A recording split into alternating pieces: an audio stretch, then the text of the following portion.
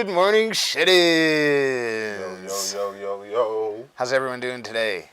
Good morning, Sheila, Rebecca, and JT, Heather Marie. Hello, Sharon. Morning. And Derek. So Derek is the latest person to show off a What's up, DQ? Good Morning Shut-ins t-shirt. I like the shirt, man. Tax free. Somebody slid you that shirt because I didn't even get a hold of it before it came. He got a good color too. He got like the dark. Hey, JT, Dark what I green tell you one. about getting common sense sup? You gotta put a good morning. We don't come here well, it ain't been every morning, but we don't come here in the mornings for you to be like sup. Sup ain't I ain't had no supper. Supper not till later. Good morning, Sheila. Hi, Rebecca. Loving the tax-free shirt. Enjoy it, because the next one ain't finna be like that. Yo, can you guys hear me? Yep. Give us just a sec, okay?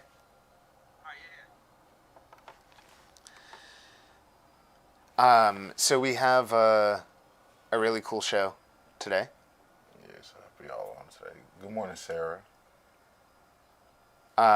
We have the Dabbin Alladin coming on today. He's Dabbin Alladin. Mm-hmm. That's a dope name. Right? He's and we found out about him because he's a nominee for Entrepreneur of the Year for NECANN. Okay. Nice. And yeah, so we're really psyched. We'll have What him he be on. selling? Well, he's going to tell us all about it. He's got a lot of stuff I bet going. he Actually, can't he's sell got a lot. salt to a slug. I bet you he might be able to. Smoke friendly show? You're allowed to do whatever you want, bud. Hell no, you can't smoke on here. And we're gonna do a little bit of housekeeping, and we're running a little bit late today, but we're gonna do a little bit of housekeeping, and then we'll bring you right in. Yeah, for sure. Sounds good. Awesome. So we're really psyched that he's coming on. That's our continuing Tuesday and Saturday segment where we're showcasing NECANN nominees. NECANN. Which is really cool. I think we've got like a few months booked out on Tuesdays and Saturdays already for NECANN nominees. And that's pretty cool. And then we also have, and I know you don't realize you've been waiting for today, because we're having Khoi Pham come on. Khoi is the comic book artist, Marvel, DC. He's done a bunch of other stuff too. Oh, he finna make my character. And he's drawn some amazing stuff. He's going to come on and chat with us. Yeah, I need a massage. Yeah, I got a crook in my neck. I hope you're talking to the crowd right now. Yo, whoever, it don't matter at this point. This shit hurts so bad. At this point, Cushroom could do it and I'll be satisfied. Sheesh.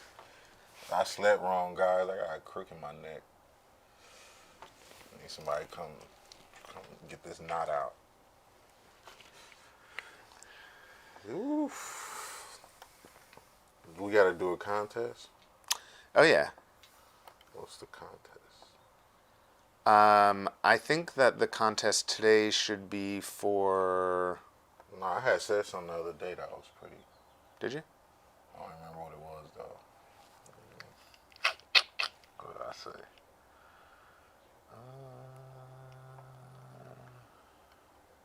Oh, yeah, we were supposed to go to the store.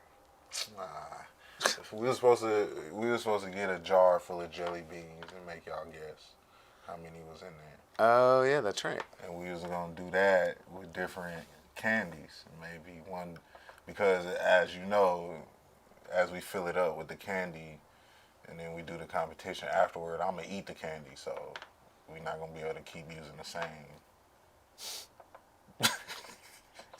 Right, every day it's a little bit more is gone. So, one day we might get a bag of Skittles, we might get 2 bags of Skittles thrown in there. Some days we might get 10 things of Starburst. One thing of Starburst. I ain't finna be buying candy all day, first of all. So we're gonna need some people to donate some candy. Good morning, Cheryl. if y'all go on Amazon, Amazon got this big thing. It's like a Halloween basket candy. You know, they come with all the nasty ones, the ones nobody buy, and like the Tootsie Pops or the Tootsie Rolls, the what's another nasty one? The Fireballs, Lemon Heads. Nobody be eating those.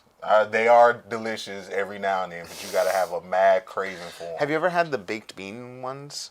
First of all, I would not eat a candy. It's a candy that's like called baked like beans. Boston baked beans. It does not taste like beans. It barely tastes like candy. wouldn't I eat have it based no off the idea. I have name. no idea why anyone would ever want it. Wouldn't eat it based off the name. No idea. So we also have Khoi Pham coming on after. Dabbin Alladin up first, Khoi Pham on after. Let's get going with the giveaway. I'm sure the Dabbin Alladin, this might be his first like exposure to our show. She got so many. No, it's not enough. We didn't plan it this way, but today's show is number 69. This is the 69th show that we've done. Almost in a row. We've only taken off, I think, 2 days now. We do 7 days a week. This is 69th show. Actually, yesterday was the third day. We took yesterday. Yesterday we weren't on either. Maybe that was the third one. That was the third one. 69th show. Yeah, we were supposed to do something special for this show. We are, but we're not doing something like sexy for this show. But we're doing something special for the show. We're having Dabbin Alladin, and we're having Khoi Pham on. Yeah, That's special. You keep that special for you. Well, I'm just saying, hey, look, outside of the if somebody walked context- up to me and was like, "Hey, today is day 69. I'm gonna have a special show. I want you to be a part of." I'm gonna be like, "Absolutely not."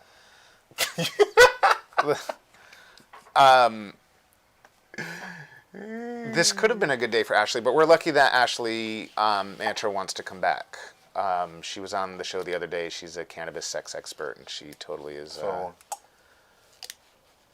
So good morning, Jody, Rebecca, Averill, Pete, Uncle Pete. Good morning. We're so happy all of you guys aren't just watching, but that you're actively commenting in the comments. We appreciate that. Let's get the. So, Pete? We need to start the contest. Bro, every time I see Pete's name, I think it's like a sentence. Because he's got a long name. Yeah, it just kind of look like a run-on sentence. Like right when I'm reading, I'm like, "Oh, that's Pete." Gotcha. You just don't expect somebody's name to be that long, and it's like you see his name and you already know it's long, but then you see it again, you like, "Damn, it really is that long." Like. I wonder if as a kid there were times that Pete was like, I wish my name wasn't so long, because you'd have to like write it out all the time. You know, when you're a kid, you're not just like scribbling a signature. You know, I wonder how long it took him. You have to actually to remember how to spell it, because you know everybody takes a while to remember how to spell your own name. I bet his It didn't parents. take me a while to remember mine. EICs. Good morning, Amanda. We're happy you're listening, even if you're. Good morning, Amanda. I love not your watching. profile picture. Yeah, Pete, I always know when a telemarketer calls me because sure they don't say everybody check out Dube, they say Amanda's Dube. Hi, I'm looking profile for picture. Michael Dube. And then I'm like, yeah, Mike's not here right now. So I hear you. It makes it really easy to screen telemarketers. All right, let's get going with the contest. And then we're also going to bring in the Dabbin Alladin. Rebecca said, "Can you say Pete's name out loud?" Because she's not asking me to do it. I don't want to be disrespectful to Pete. Oh, God. This is... But so if you guys want a good laugh, definitely I'll try it. Tranche Montang. That's what you got out of that? Tranche Montang. Uncle Pete, no, Tranche Montang. Tang, like tang. No, just tang. Stop it at tang. No, it's not gonna, it's Tranche Montang. Well, it's a G in it. No, I know, but it's the way that the French is pronounced. Real G's move in silence like lasagna is what you're saying. Exactly. That's right. Pete, you got the dopest name. Tranche Montang. Another name. Pete, tell me if I'm saying that wrong, but I Tramon Oh, no, don't make me read what you write sometimes, people, in the comments. I don't like that. It's stupid. No, I like reading it. Well, all right, so what I suggest is, so every day, by the way, this is show 69. I think we started show 3. We started doing daily giveaways, and they're pretty awesome. Tranche Montang, I knew it. Every day we do giveaways, so we've probably done like exactly. Don't say the E at the end. That's what he's saying. It is. I need to shave. I haven't touched it in a while. It does need a trim. It's getting a little unruly. It's getting a little shut-in-ish. So we should start a contest today, but I think as soon as we tell people what it is. I know the contest. Okay. If y'all can guess what my battery percentage is at. No. It's only...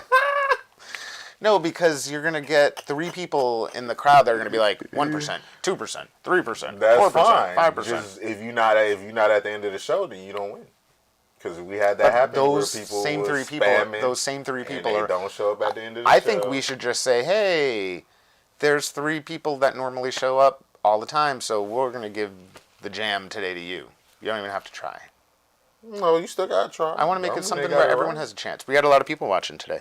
You know why we do, by the way? Because we didn't show up yesterday. It's not just that. Because yesterday we didn't care about y'all. Y'all finally starting to get it. No, we totally cared about everyone. No, y'all finally starting to get it. No, you had some important stuff to do. Nah, when we leave, y'all miss us. Just be real. Don't hold it in. You can get in the comments and say everything you want to say about us. But when we leave, y'all miss us.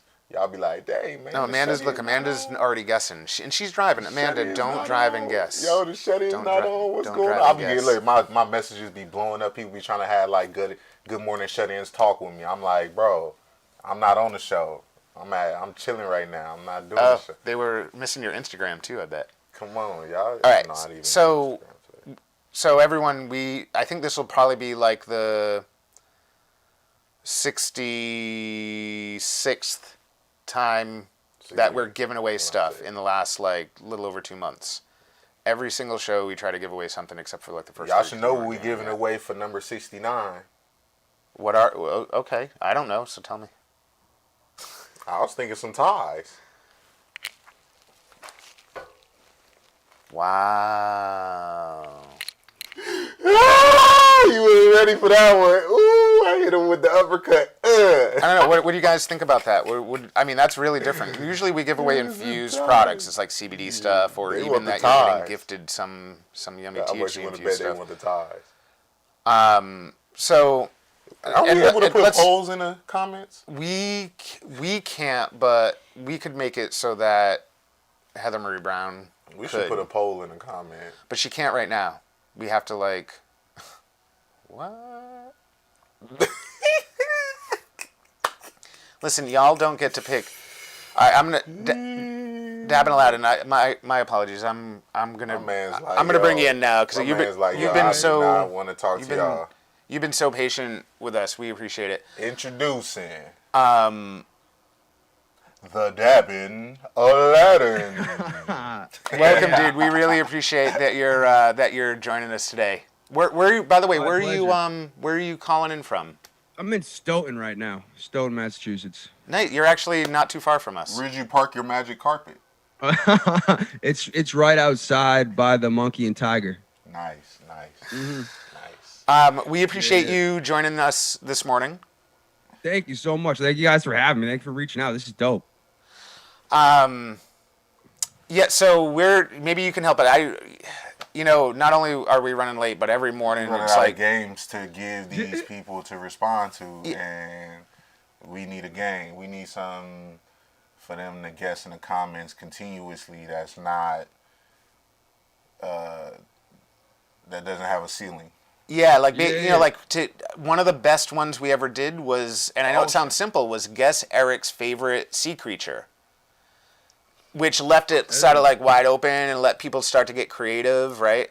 Yeah. So since we're running late, and also since you're here with us, maybe you can help us to come up with something that will allow people to win today's prize. Yeah. Something about me, or it could be totally something about you. Well, at this point, man, we desperate. All right. How about this? So my company, I make dab swords, like sword dabbers that you use to dab. Like, here, let me grab one. For example, this is a Tommy gun one with the wood handle. Okay. You scoop up the dabs with it. Okay. I got a case of them right here. They can guess how many is in this case. How many swords are in the Dabbin Alladin sword case? All right, so do me a favor, because people as soon as you mention that, people are going to start guessing. If you are able to, can you send a message to Heather Marie and let her know how many are in there, and she'll immediately start looking out for the right answer to come up.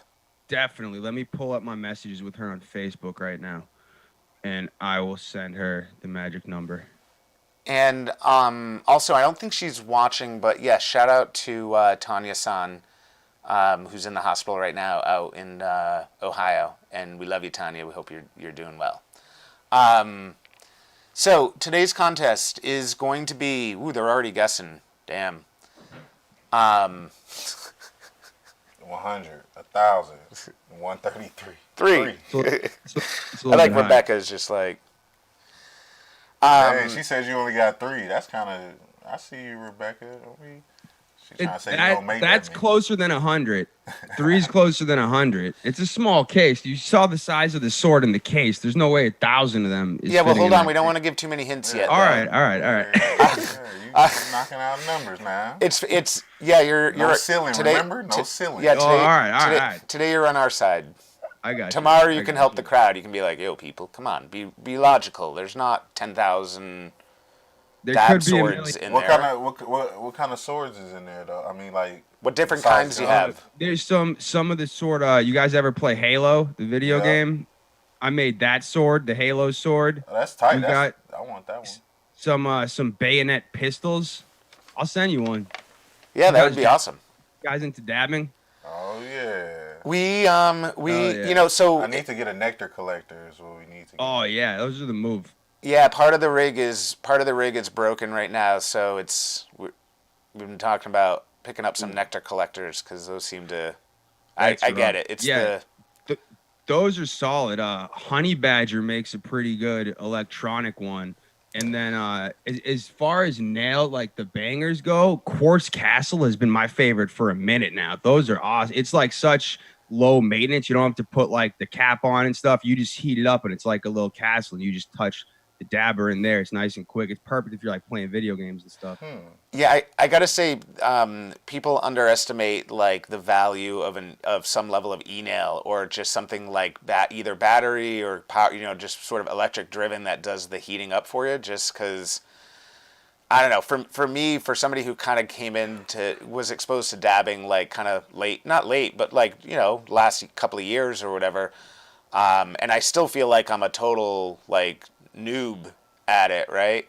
And it's just so easy to kind of be like inconsistent with it. And it's just the idea of having like a nice consistent experience and delivery and not wasting, like me as somebody who's new, I feel like if I do it by myself, I'm just going to waste all kinds of product. You know what I'm saying? And Yeah. I love dabbing, but I love more so the vibe of smoking weed. So Definitely. and once you start dabbing too much, you don't really like smoking weed no more. I heard. So I try to It's be true. light on the dab. I went a couple years without smoking any blunts, any weed. I was just dabbing. I gotta say, my lungs definitely felt better than like ever before. I could run more than I ever could before. I could do all that, but then I started smoking blunts again, and there's just nothing better than smoking back to- blunts, yeah, in my exactly. opinion. Yeah. Something about smoking is just that. I Yeah, it's feel it, therapeutic. You roll it, you chill, you do a dab. Yeah, Doing a dab with some people is like a science experiment. They break out the timer. They're like, "Don't hit it yet. Don't hit it yet. Wait." and it's I'm just like, a "Dude, lot I'm of- trying to get high right now." They're like, "No, wait. You gotta wait till it's at this temperature." I'm like, "Dude, chill." And they're like, "It's a science experiment, dog. We're I know blazing." exactly what you mean, man. Yeah, it's just all vibing, man. Everybody just chilling, talking. Ain't no pressure, nothing. Yeah, definitely. I do like putting like dab like on my blunts, like smearing it across the blunts. Yeah. It do That- make the blunts last way longer, and you do get way higher. Yeah. That is baller. by the way, so people, we kind of didn't actually establish what today's prize was. Wow, people just throwing numbers out. They're just throwing the numbers up. But so normally, like I was saying, dude, like sometimes we were giving away like CBD stuff. Like we just would have some companies that were like, yo, here's some product to give away, or they would just tell us about it and we would just give it away, and then they would mail it to them, like right now with the times the way they are. But we, a lot of times we're giving away like THC infused stuff. It just gets gifted from the person who makes it. Like, so one of the big things we do is the woman who won the Harvest Cup last year for Best Infused Edible. She makes this amazing jam, and she's been just giving away like jars and jars and jars of infused jam, and it's amazing. Like, people love it. But for today, I think we're gonna change it up a little bit. And so, I don't know if you've seen, like, today I'm like wearing a tie, right? You're probably like, why is this dude?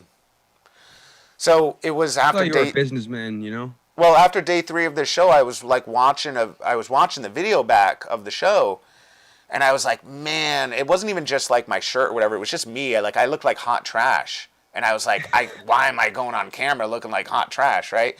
So I was like,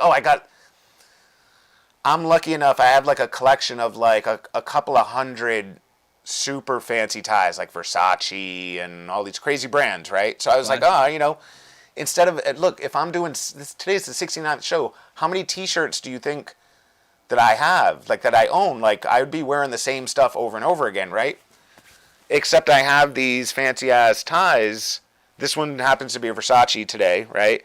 And they're some of them are a little, out there, but like they're cool as hell, man. Like, some of these ties are cool as hell. So anyway, what I decided so there's actually, it's kind of crazy.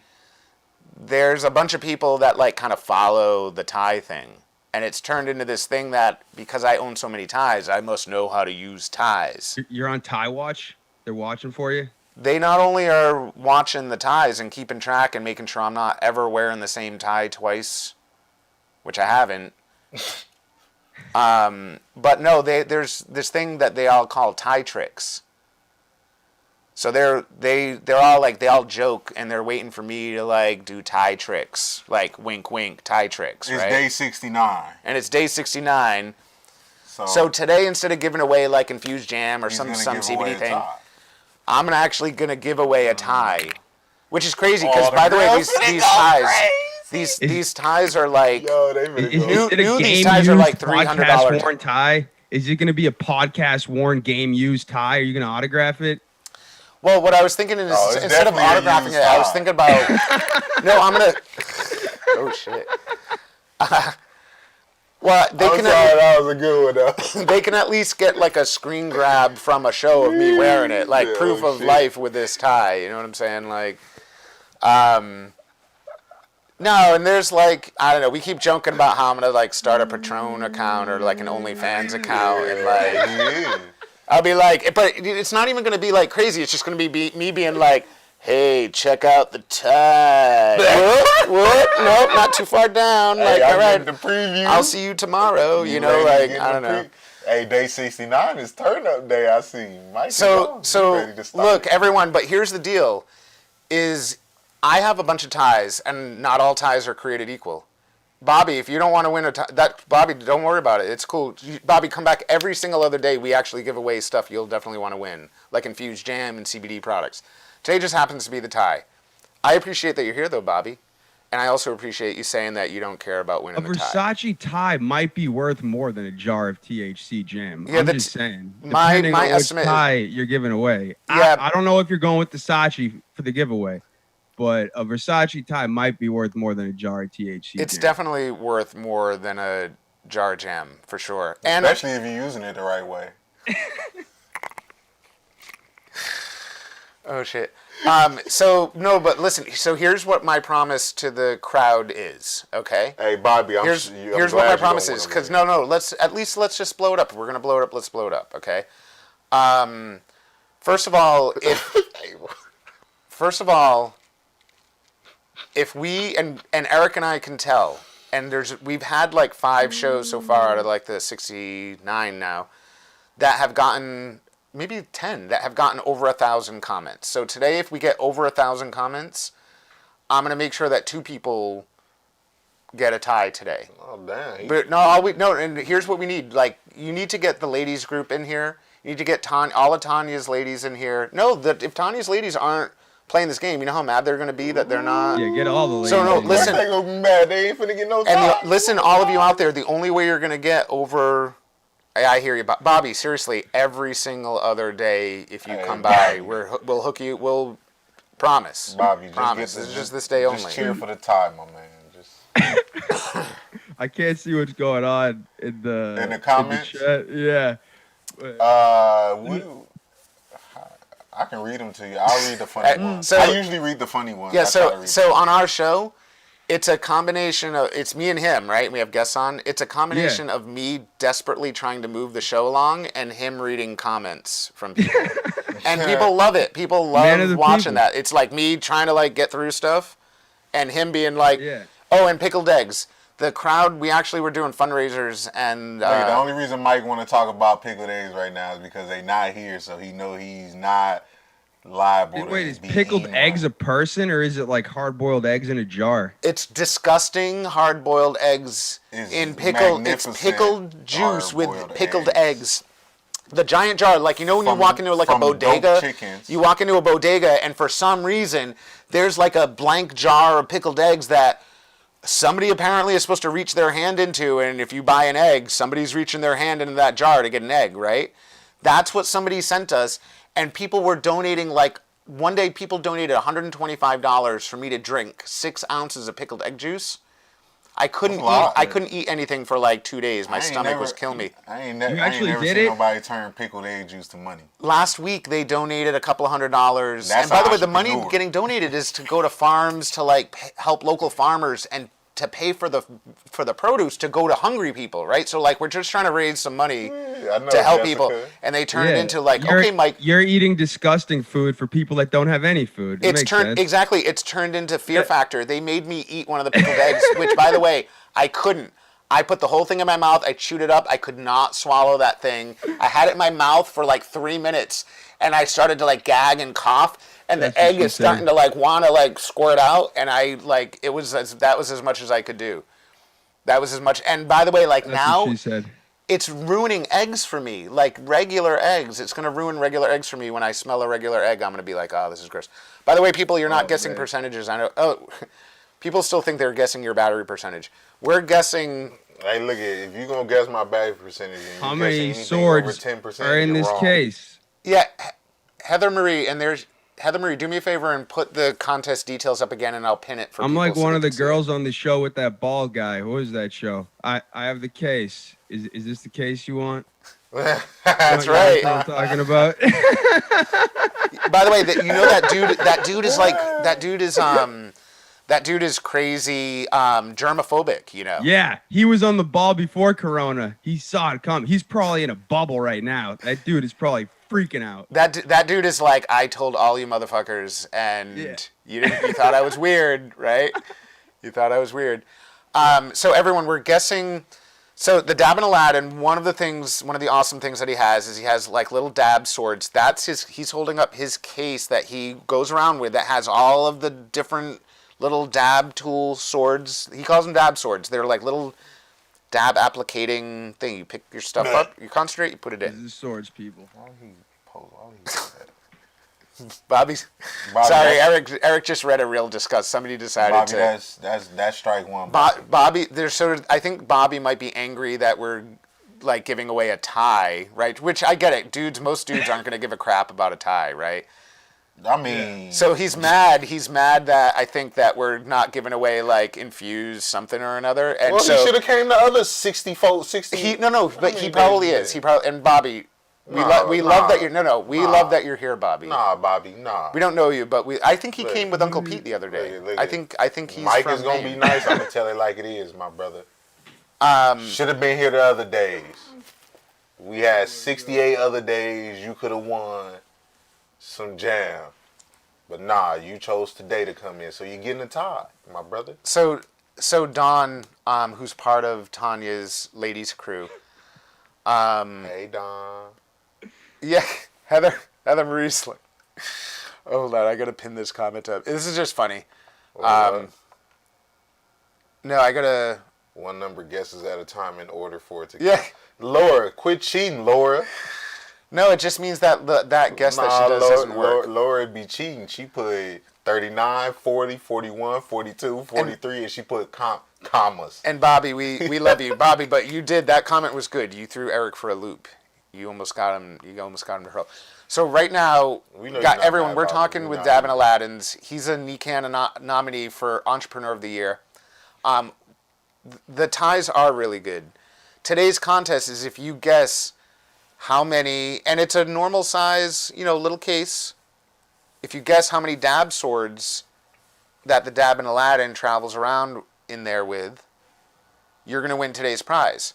Today's prize is one of my ties. Okay? No, but look, here's the special thing. If we get over 1,000, and you guys, it's not just you guys. Don't just sit there and do like 400 comments each. Okay? We don't need that.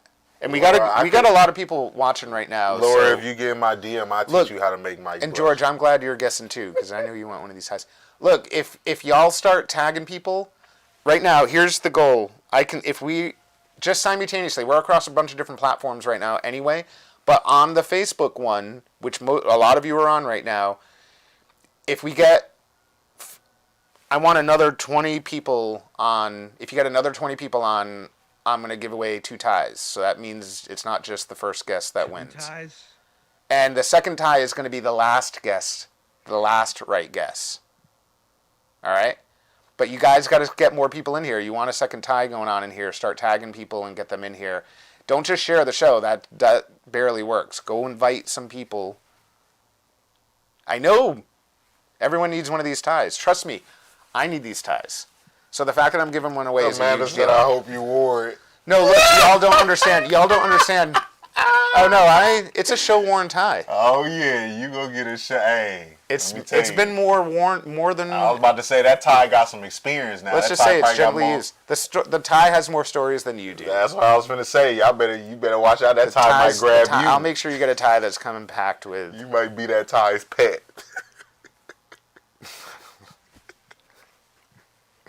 Thank you, Amanda, for tagging some of your lady friends to get on in here. Oh yeah, keep on tagging them, girl. Maybe I need to stop giving away. I know. Giving away, give away. He's gonna be upset if I'm not giving away CBD stuff. But I'll tell you what. We got more girls in the comments than dudes, so you need to be doing whatever it is you need to do to get them to. So, Dabbin, episode 69, I'm the guest. It's going to attract the ladies, Come on, like, this dude, he got to market himself right? Yeah, there's people making phone calls now to be like, yo, get on the show. So, in our notes, it had said Dabbin Alladin, a.k.a. Joe. I'm assuming Joe's your real first name? Yes. Joseph. Joe. Yeah. No. Oh, a comment? Yeah, Joe. But first of all, do you prefer? I can stick with Dabbin Alladin if you prefer that. I can say Joe. It's up to you. I mean, Joe is fine. Dabbin Alladin's good. All right, gotcha. So, Joe, after the show, you should come back and look at some of the comments. Yeah, I definitely will. It sounds crazy. You guys definitely seem pretty shocked by them. Yo, let me tell you, some of the people in our comments are hilarious. I'm sorry. Some of the ladies are guaranteeing that they're gonna add a lot more stories to the tie than whatever it comes with. We got some entertaining people, man. It keeps us. Hell yeah. Keeps it real positive in here. That's definitely the key with podcasts. I do a few podcasts. I do the Dabbin Alladin podcast, which is just me. And then I do Champ Smokes, which is also me, but in character as the champ, which is my wrestling persona. And I do these wrestling shows. I'm actually banned from a wrestling company. This company, AEW, they banned me because of my actions at their event in Las Vegas. But that's a whole nother story. And then I do the Friday Night Super Show, which is me and 2 other guys every Friday. And that's kind of the first hour, we just kind of bullshit, and then we take callers after that. And I have a whole bunch of kind of crazy people that call into that show. So characters is definitely the key. on Pog. I have one guy that it says he got abducted by aliens. He calls in. We have all different crazy people. That's crazy. You should make sure that when your shows are posted or if they're going live, either one, you should post it to our group. Oh yeah, for sure. Yeah, because we've got a lot of folks. Trust me, a lot of folks are going to want to watch it, and there might be a couple of other groups too that after the show we'll catch up. And there's a few groups you might be able to share your stuff to that might get you a few more views. You might not be sharing them. Oh hell yeah! Now, so yeah, yeah. Thank you very much. Yeah, I'm actually starting a whole network like Dab Comedy, my like little comedy brand, and I have those 3 shows, and then I'm expanding it with like more shows. So I have a bunch of stuff to share. Oh, that's cool. I mean, if you wanted, you could. We'll talk after the show, but you should maybe give me clip out some stuff, and then we can play it semi-regularly during the show. But it'll push people to go watch your whole stuff. That'd be amazing. Yeah. If you guys ever want to come on any of my shows, you're more than welcome. Also, we're always happy to. Somebody said you want to win. We're gonna win some Dabbin Alladin wrestling panties. The people have spoken. Now you know if you do a giveaway on your show, you know what they want. Yeah, I have turbans. I don't know about panties.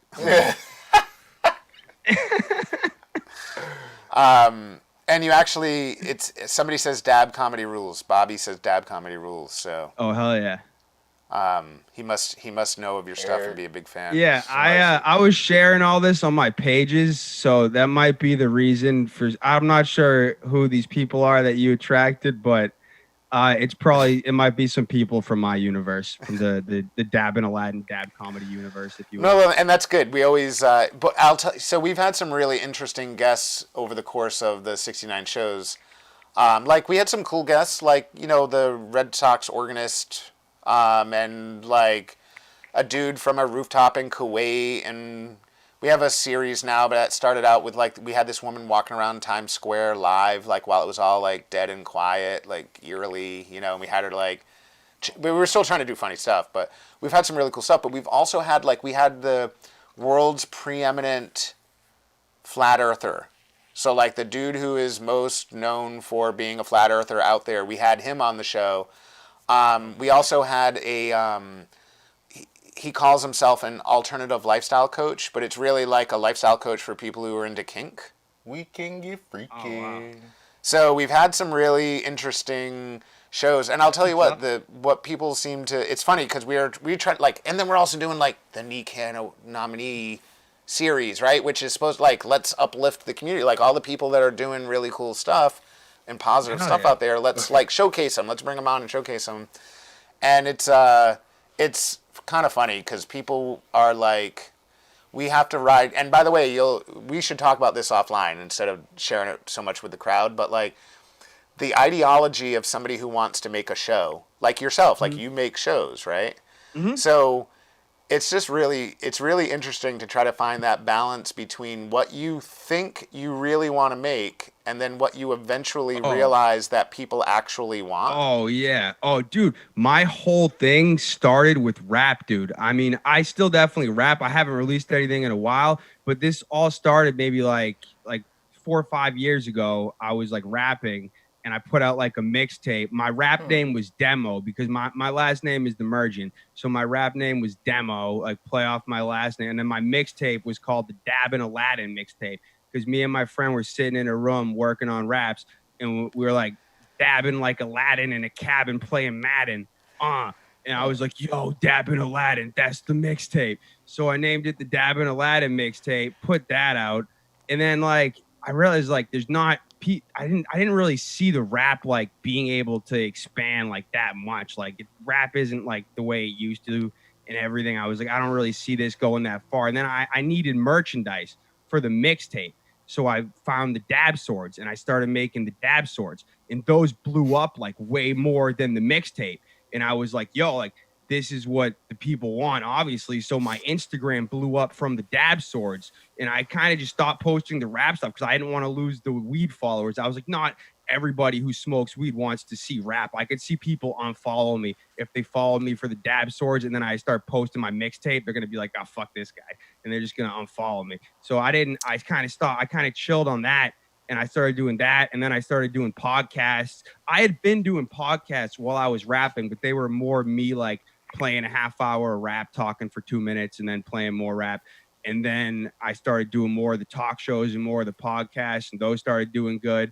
And then the wrestling, when I went to Las Vegas and the whole wrestling thing started, that went viral. And then my shit blew up for the wrestling podcast, and I just kept doing that. And yeah, I just been doing it. That's awesome. But yeah, even just like, it's like you're saying, like, at some point you're like, here's my vision, here's my baby, and you do it, and it's really just you're crossing your fingers that people love what it is that you're doing. But more often than not, that's not how like media works, unfortunately, right? Like, yeah. I mean, even like the news and stuff, right? Like, people are like, fake news, and why does the news always focus on negativity? And like, what they don't understand is like the news is going to show you exactly whatever it takes for you to keep watching. Like, it doesn't mean they're going to lie, but they're just going to choose the stuff to show you that like is the most like engaging, right? Because they need your eyeballs. Like, you can't trust the news on TV. I try to just avoid that shit like completely. Well, but I think the bottom line though is like it means that we all need to be media literate about stuff, right? Because the thing with news is most of us consider news to be stuff that like evokes an emotional reaction. Our favorite news is the stuff that like evokes an emotional reaction out of us, right? So everyone can be like, why don't we show more like videos of like, pet adoption? Like, why aren't we showing more like sweet things? And it's because y'all don't want to watch that. You want to watch. Well, I mean, I think like for the most part, people choose to watch whatever news supports their opinion, right? So if they lean one way, they'll watch that news so they can just think they're right all the time. If you want to actually watch the news, you have to be willing to accept that your opinion isn't always right and have it change with shit and not just be on one side. Successful media is sociopathic in that like they just want to they want to pander to you. They want to give you exactly what it is that you want to keep coming back. And by the way, that's not just news. That's like all entertainment. Like, the successful entertaining shows are the ones that like somehow figure out how to give you something that like evokes an emotional response, keeps you engaged and interested, keeps you wanting to come back, right?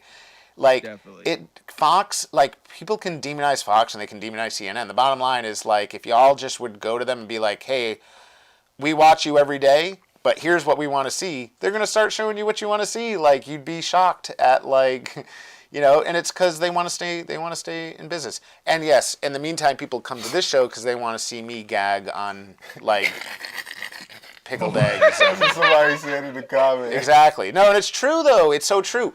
It's so true, dude. Like, I have a TV show in development. I keep that separate, but even this thing, it's so funny because people will be like, yo, guys, your show, it's like awesome, and it's like, considering what it is, it's not like TV successful, but they're like, oh, it's successful, and I'm like, sorry, this, and I'm like, we're not necessarily making the show that either of us are like, this is our dream show. We're making something that we know engages people, keeps them entertained. Like, really, we're trying to do stuff to distract people from, to definitely seems like people are engaged in the comments. Oh yeah, and dude, that's what we had to do, because I was like, hey, if Facebook wants always interested in politics. The way that Facebook considers a successful show isn't that like you're having honorable discussions with honorable people talking about high integrity things. Has zero to do with that. Like, I could literally sit here and be like, hey everyone, live video for 2 hours. I'm going to auction off this screwdriver and like somehow keep you watching while I'm just talking about this screwdriver. And I could have like 2,000 people watching that. And Facebook is like, damn, Mike really knows how to make a screwdriver video. But I could have like a thing where I'm just trying to like empower the, people's voices and educate and all this good stuff. And like, when you do that in a vacuum, like, does it really matter? And it's just really interesting because there's a lot of us like doing really cool stuff, but when you end up doing it in a vacuum, who's, I mean, I'm not saying we shouldn't do it. You got to keep doing it, but like you were fortunate enough that a lot of your stuff blew up, but it's because you also were like a smart dude and you're like, hey, I'm going to tweak my stuff as time goes on. I'm going to figure out what works, what doesn't, right? Yeah, I mean, a lot of it is marketing. I mean, I only went to like community college. I went to Mass Bay, but I took a lot of business courses and marketing courses. And then from there, I definitely used some of that stuff in my business. But then a lot of it, I just learned from other people. Like, I was lucky enough to have a lot of influencers work with me on Instagram just because I had a cool product. So I would hit them up and offer to send them something, and they would post it. And then I would get a bunch of sales, bunch of followers from that. And it didn't really necessarily cost me anything just because they liked my product. So it was kind of, minimal on the cost. And then just using the right hashtags and shit like that. So. Yeah. Well, and it's funny. My hashtag game is weak. Oh, dude, you got to work on it. I got like the notes in my iPhone. I have like pages of just hashtags, and everything I post on Instagram has 20 to 30 hashtags under it, and I use all of them. Yeah. So I can teach you guys the science. Yeah. Like I have pages on my phone of just I need to learn how to do the business thing where you put the spaces in. Yeah. So on like Instagram especially, everything you post, the first comment under it, you should post 20 to 30 hashtags, however many it lets you put. 1/3 of them should be like smaller hashtags, like 100 to a couple thousand, and then the second third of them should be medium-sized hashtags, like a couple thousand to like 10,000, and then the other third should be like 100,000 to 1 million hashtags. So that way you're hitting like every mark, and that gives you the best chance of having it go up in the algorithms. And then if you can get into like pods and stuff like that and messages where every time somebody posts, you go to the group, you say, hey, I just posted. And then everybody that's in that group goes to your post, likes and comments. That bumps it up in everybody's shit. Nice. Okay. That's cool. Guess I'm gonna have to get on that then. Yeah. Yeah, don't give away too much secret sauce. Let's talk about it after the show. No, I'm just kidding. Yeah, I got you. Let me telling everybody our stuff. Our new stuff. This our stuff. This is me. This us. So, other than let's I want to, because, obviously NECANN, it's funny too, because Steve, out of all of the... Steve, hold on. After this guy, we got to talk about Steve. Okay. I want to make, because out of all the people that we've had on the show, I think Heather Marie put in like the most stuff for you. So I want to make sure like we get to cover all the different stuff, like at least just how people can. Let's go over like the different places that you've got stuff, whether it's podcasts or your store or other stuff, and like how people can follow you, where they can go check out all your stuff. Yeah. I mean, everything is on dabbinalladin.com. Okay. That's, 2 B's and 2 D's, DABBINALADDIN.com. And all my stuff is there. All my podcasts are on everywhere podcasts are heard. iTunes, Spotify, SoundCloud, under Dab Comedy. Search just Dab Comedy, DAB Comedy. It also stands for Digital Audio Broadcast on top of Dabbin Alladin, so it's pretty sweet. Nice. And the Champ Smokes is probably best watched in video, and that's on YouTube. Just go search for Champ Smokes, and those should pop up. And that's probably what I put the most effort into, like production wise and everything, because everything else is just audio, and Champ Smokes is just like 20 minutes every week of the Champ going off about wrestling. That's kind of like what the set is set up for. In the back, I got pictures of my arch nemesis and then myself, and Nice. That's awesome. So we not only put in the comments the web address, but also the Dabbin Alladin brand Facebook page URL. Oh, so, hell yeah. Everyone out there, definitely go like and follow his Facebook page. Also find him on Instagram, and make sure you're following on there. Bobby, who is obviously your friend, says go to the site because Joey's always banned on Facebook and Twitter. So he knows. That's true. But yeah, dude, totally appreciate, and we've never run into each other because we're in Massachusetts too. We've never run into each other yet, but we should make sure that happens because you're actually only. Wait, and I always forget. Is Stoughton is the one that's north or south of Boston? Because there's two that are like close to the. It's on the South Shore. It's next to like Canton and Bracton. And, you're like a half an hour from us. Oh hell yeah! Where are you guys at? I see the ocean in the background. All I'll say is this is a lake with alligators and crocodiles in it. So if you dare come, if you guys surrounded by a moat, be careful. And so, by the way, just to give you, we have a lot of fans. Hell yeah. And I don't mean that in a bad way. I just mean like we have got a lot of fans and we love them. And one of our most awesome fans, and it turned out to be a happy story and not a not happy story. But right at the beginning when we were first doing this, we did have somebody that decided, because we were talking on air, that like we were hungry and we wanted a sandwich. Like we're dudes. Like, yeah, I'm starving. I wish I had a sandwich. And we had a fan who was so kind to basically drive, I think, about 5 hours round trip to bring us sandwiches and stuff, which was awesome and so nice.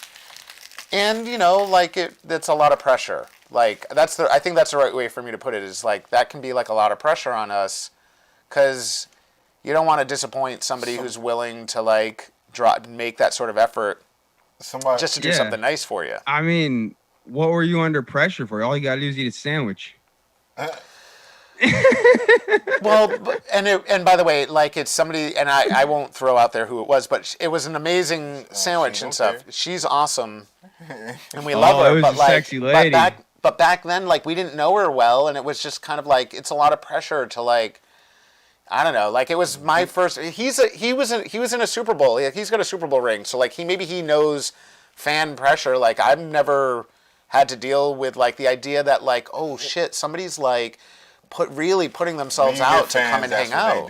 They go over and beyond to be nice to you, which is lovely, but it also kind of makes us feel bad sometimes, because it's like, you don't have to do all that for us. Like we're just a regular person like you are. So by the way, is Bobby like one of your co-hosts?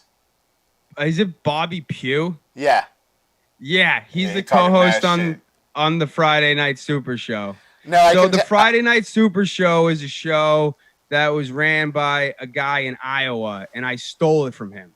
Okay. I said, this is my show now, and I stole it. And Tripp was one of the hosts. He was actually the producer on it before, and I'm the producer now. It's my show. Tripp is a co-host, and then our other co-host is this guy, Dennis Ford. And it's three of us every Friday night. I could tell because he's funny. Do you speak Arabic? What? Do you speak Arabic? I can't say it. I know a few words in Arabic, but I was born here. My family's of Syrian descent. I'm like a little bit Armenian. My last name is Armenian, but yeah. Well, we should definitely figure out how to hang out sooner than later, because we're definitely. And dude, we guys down the street, right? Smo. We really appreciate you hanging out with us, and we thank you guys so much for having me. Yeah, and we'll definitely have you back on soon. We'll talk to you soon, man. Please do. All right, take care, man. Thank you guys. Peace. Dabbin Alladin. By the way, can I tell you something? I had totally confused Dabbin Alladin with somebody else that's in the community that's like the Dabbin something. And it wasn't until I saw him... The Dabbulance? No. Go ahead. Do your thing. This stuff was sent to us by Mr. Steve Nile Jr., who owns Boston Bionics, or his Instagram name is Boston Bionics. But he gave us this. Hold on, he sent us all this stuff. 1 second. Oh, it's wow. Yeah. So this is how I'm gonna show y'all. It's called Fieldhouse Hemco. It is Oh, this is CBD water, I believe. Broad spectrum. You gotta help me, Steve. I know you watching. He also sent some CBD. I mean, not some CBD, some vitamin C, and I think this is like the liquid kind. This is like the liquid. He just tagged. He's in the comments right now. He just tagged this company. But yeah, this is what it looks like. That's what he sent us. He had it in a seal, so you know it's fresh. But that's what it looks like. He said it's water soluble, 1,500 milligrams CBD. And then the little container on the left side is, what is it, y'all right? That's the vitamin C, 500 milligrams. That's a lot. I'm actually really excited to try this because it's a water-based tincture. And I like oil-based tinctures and stuff, but it just leaves that oily taste in your mouth, you know? So I'm actually kind of really excited to try this. It's going to be the first time I had CBD water, so, or water-soluble CBD. So yeah, shout out to Steve. He sent this. He said it's strong and fast-acting. It's nice when people send you stuff. Yeah, it's super cool. You know, I don't mind talking about it, and then I'll let you guys know what it tastes like tomorrow. Unless it's really bad, and then he's not going to. Yeah, if I don't like it, Steve, you'll know I don't like it because you won't get another shout out after. Just being no, no. Even if it was nasty, I still say it tastes good. I wouldn't do that to you, Steve. But I'm gonna be honest though. I'm gonna be honest. He says all natural ingredients. Yeah, you guys check them out though. The containers look super dope, and as you can see, he's it's a very organized and nice containers. And he also sent them vacuum sealed, which is dope because most of the time they just be sending them, and then you get the box and you hear clink, clink, clink, clink, and that's all the stuff they sent you in there with some peanuts in it. The peanuts, I'm talking about the not like peanuts you eat, the peanuts that be in the boxes. You get like a bunch of them for like $1, something like that.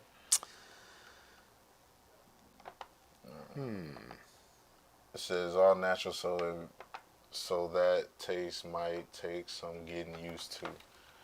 Oh, so Steve basically said it tastes nasty, so just try to get used to it if you can. But we don't use this for taste. We use this for results. We're trying to feel better. We're trying to operate better. Trying to get some blood flow to that brain. You know, all that good stuff. In just a minute, we're going to bring on Khoi Pham, who's an amazing... My man is an artiste. I've been waiting to talk to him for 69 days. And Khoi, just before you feel weird about that statement, today is show number 69. We keep track. It has nothing to do with... and Khoi, what I'm doing right now, the only reason why I haven't brought you on quite yet is because I'm going to put a rotation of a bunch of your awesome stuff what you mean, on where screen we at on the comments, DQ? with us while we're doing it. So I'm just grabbing. How it works like a charm note, a medicine. I can hear you okay. I have you muted from the crowd, but you're not right now. Okay, yep. Steve said, it works like a charm note. A medicine, it's 100 medicine, a few squirts in a glass of water. I drink a lot of water too, so that stuff that tastes the worst is the best for you. That is true, Bobby. That is 100% true. Man, I can't wait though to talk to this guy. I'm finna harass him about how I need my character. I'm getting my own little and if he don't do my character, I'm gonna have to create my own live character on him of supervillain. Jeez, this stuff is so. Look at this. He's gonna come. We'll have a contest. Force him to draw me something. Moly! All right, Khoi, hold on just 1 minute because I'm gonna bring you on, but I want to bring on a little slideshow thing too of a bunch of your artwork, which I just was gathering now. That's why I was taking a minute there. So let me just set this up right. Before y'all get the action in to draw you something, just know you gotta wait in line, Bucko. Just wait in line. You know, we trying to send him DMs and stuff when he get his little thing. Wait in line, Bucko. You behind me. Sadie, can you turn off that fan? I have to do this and I can't hear. All right. Ooh, there it is. That's so cool. All right, let me just bring this over. Who has a favorite DC or Marvel character? My favorite character, superhero, is the Hulk. But you want like Black Hulk. Don't you? Exactly. I can hear you now. A house full of kids. No, I already have what my character is going to Good. look like. All right, cool. So, Khoi, we finally just brought you up, and that's because I managed to get a slideshow of a bunch of your best stuff going, sort of just floating up near your, just to the side of your head there. It'll just rotate. I probably got about 20 or 30 of them. Yeah, where your left hand is where the stuff is. But, Khoi, thank you so much for joining us today. We really appreciate it. We know how busy you are. And Yeah, thanks for having me on. So Khoi, you know what? Obviously, you're an artist. Talk to us about some of the stuff that you have worked on, and maybe some of the stuff that's your favorite.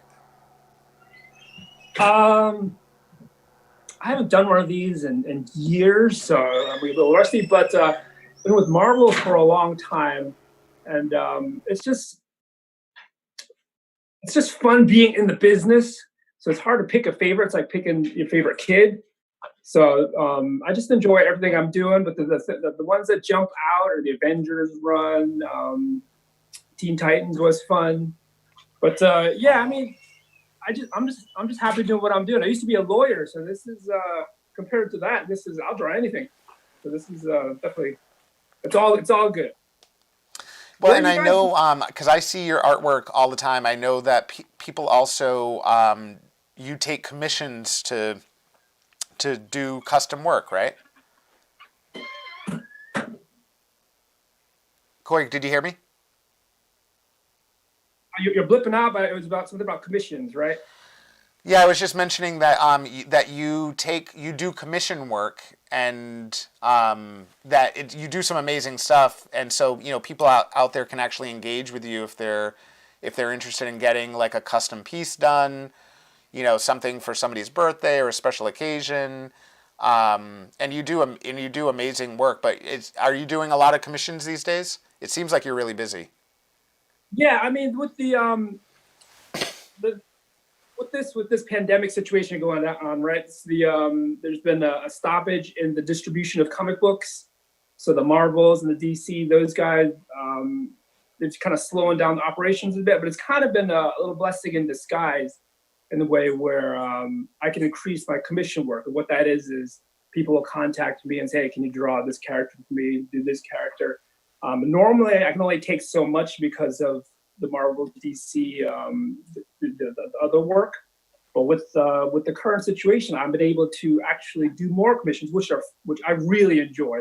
Where I get to draw. I mean, once you're on a book with a Marvel or DC, you're working a character, you're drawing that thing over and over again. It's nice to have a variety. So with these commissions, it's nice to have a variety, and it really lets me interact with the people more.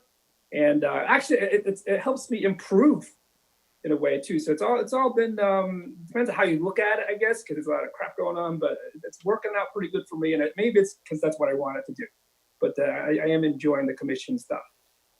That's awesome. I know Eric. Now? Eric is interested in getting some tattoos soon. And he's sort of been, he wants somebody to design him some stuff. Just a couple drawings here or there, I've done tattoos before. They're cool too. And there are people walking around with, which is always a trip, and then very flattering.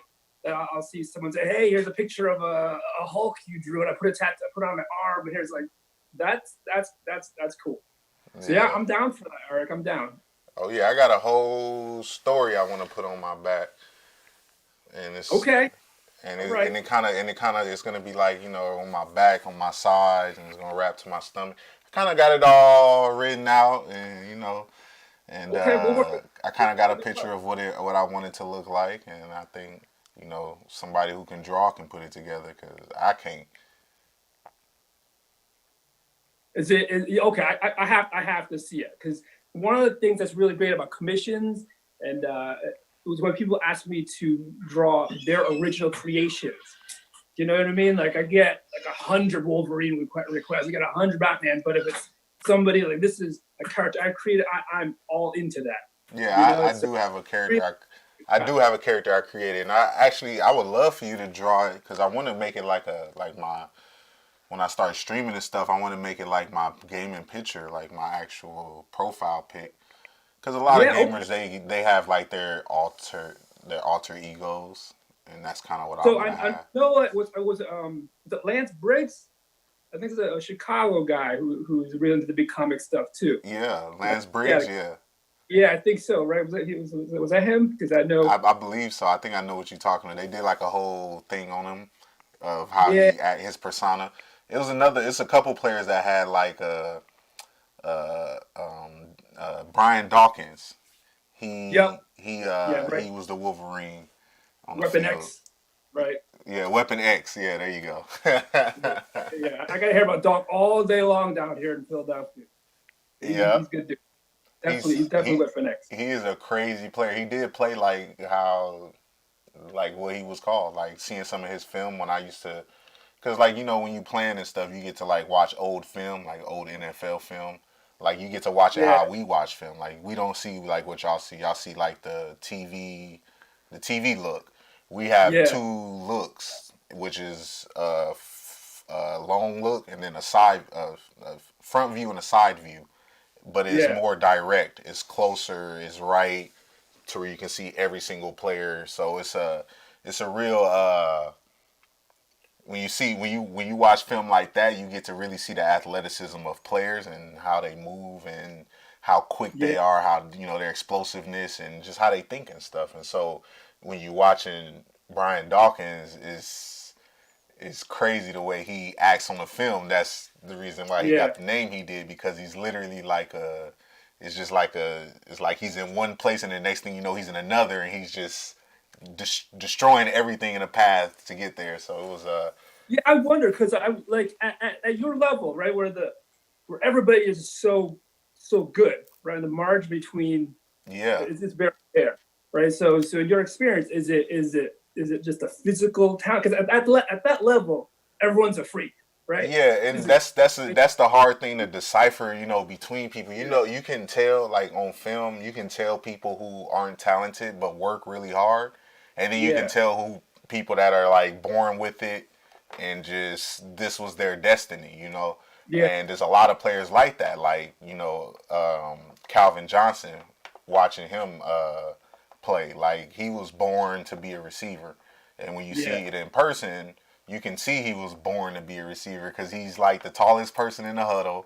He's just like his nickname is Megatron for a reason. He's he looks like he's literally bigger than all the linemen in a huddle, but he's that receiver. So it's like, wow, this dude is, watching him, absolutely destroy our corner each and every play is. You just realize it's some people that's unmatched. It's like we're all built, so different, and when you watch people in the NFL, and when you get to that level, you really see it. Like high school, you see it a little bit. College, you see it a little bit, but in the league, like you really see the difference in athleticism and just football IQ too. Football IQ is like a real thing. Like awareness on the field is like a real attribute in football because. You can be super athletic, but if you don't have no awareness on the field, no football IQ, you're just a waste of you're a waste of talent out there. So it's putting it all together is really hard. Being able to be super athletic, but then also play within the integrity of the game. And some people got it, and some people work hard for it. And that's the difference in the league. It's hard to tell. As mentioned, because I'm watching. My wife Heather and I have been watching Mr. Robot, right? So I feel like I'm a hacker. So I was looking you guys up on Google, So like you're the big cannabis guy, right? And the whole wind down after the game, because I imagine at that level we're also talking about confidence and belief, right, and faith and all that stuff. And you got to get your head straight and everything balanced afterwards. Mm-hmm. Yeah, so yeah, that's cool. I try to hack Mike too, but so apparently Mike's a doctor, and he's arrested for stalking somebody. He's also a cop who saved an old lady. Mike lived a busy life.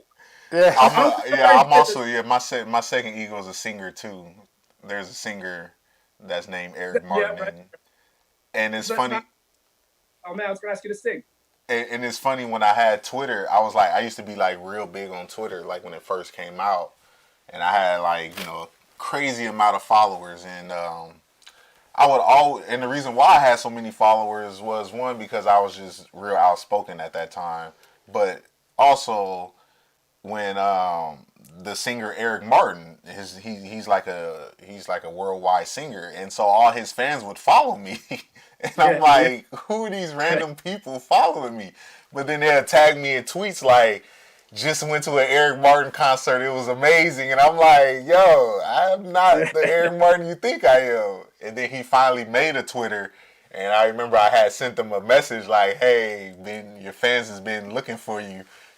Some of them still follow me. I should tag you and, tell them like, hey, this is the Eric Martin you're looking for, not this one. So it was. Do you sing though? Do you sing? Do I sing? Oh, I am. I'm a beautiful singer. I didn't pursue it, but I am. I am up there with the American Idol talent. But I just never decided to go. Is he being through honest, it. Mike? I can't tell. Yeah.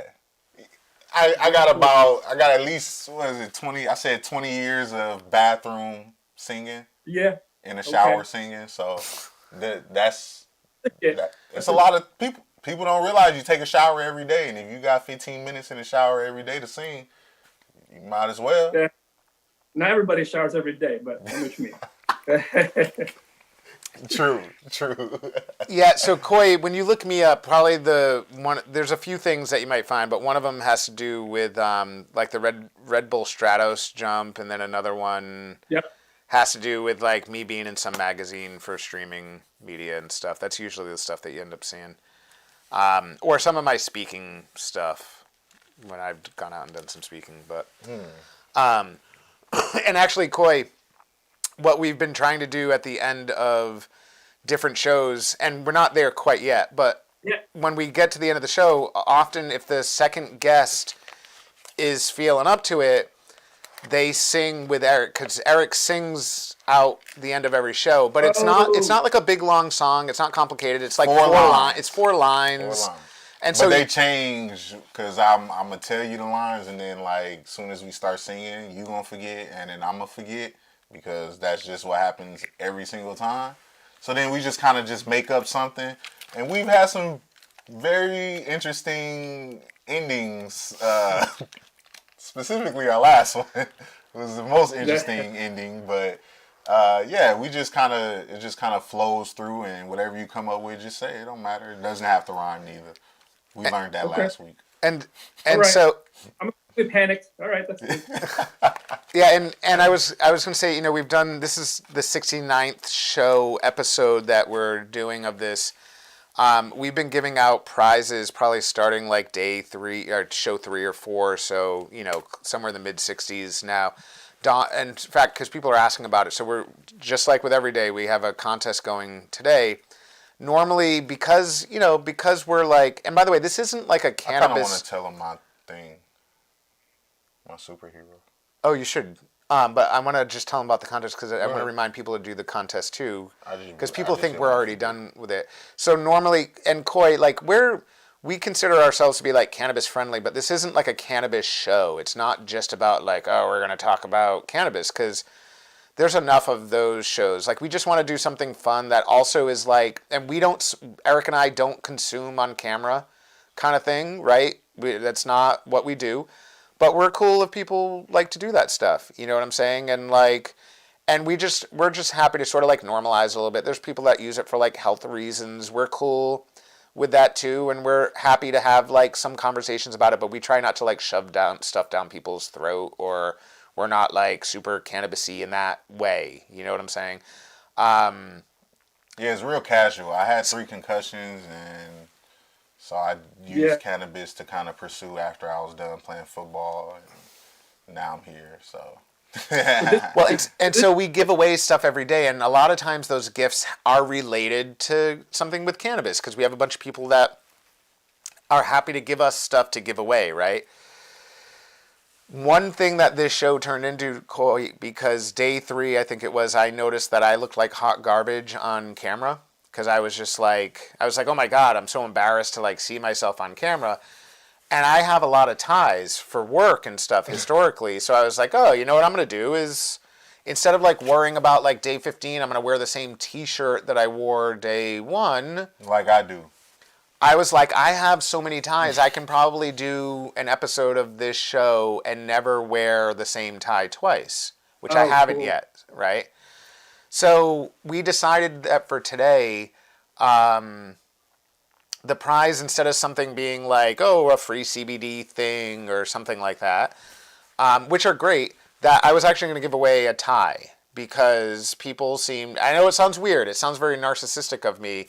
And in fact, I'd rather just keep my ties. I don't want to give any away. But people, there's a large following that actually are like, hey, what tie does Mike have on today? Because I turned it into a thing. I'm like, different tie every day, right? So people are paying attention. That all said, the contest today, what were they even Oh, they were guessing how many pieces that the last guest had on in his case. Mm-hmm. So to remind everyone, we're giving away at least 1 tie today. It sounds weird. I know it feels weird to me. It feels like a little I'm here for the tie. There's people literally in the comments that are like, I'm just here for the tie right now. I know, Ava, isn't it? But people want it. So, and I'm tired of giving away the same stuff every day. We need to give Averill a break on making infused jam for people, for God's sakes. So today's a tie, and there's a few people that don't want the tie. That's okay. You don't play. That's okay. But today, the contest was if you guess how many dabbing tools were in the case from the last guess he just held. Melissa, thing. you better put them numbers in, girl. So Melissa, we are going to give you a breakfast order, but second of all, here's the deal, and you all don't need to guess if you don't want to. 2 people are going to win. The first person to guess the right answer, and then the last person, because usually it just ends up being the first person to guess, and everyone else is still guessing, and then we have to go back to the. So this way, we're going to make it fun. It doesn't matter if somebody already guessed the right answer. A second person's going to win. It's the first right answer and the last right answer of the show. So, actually, I should open some of this. I kind of want to try it though. So Khoi, and we'll totally figure this out off camera, but Eric definitely wants like some help, and so yeah. So I got a superhero, and I don't even know if I should go into it. It's too long. I'm gonna have to tell you off camera, man. I don't want to go into it. So Eric has an idea though of his sort of his own superhero character. Well, my superhero is like, my superhero has a meaning. You know, he's not just a superhero just to be a superhero. He has a whole story behind him. Yeah. Yeah, I created a whole story for real. Like he finna be in a.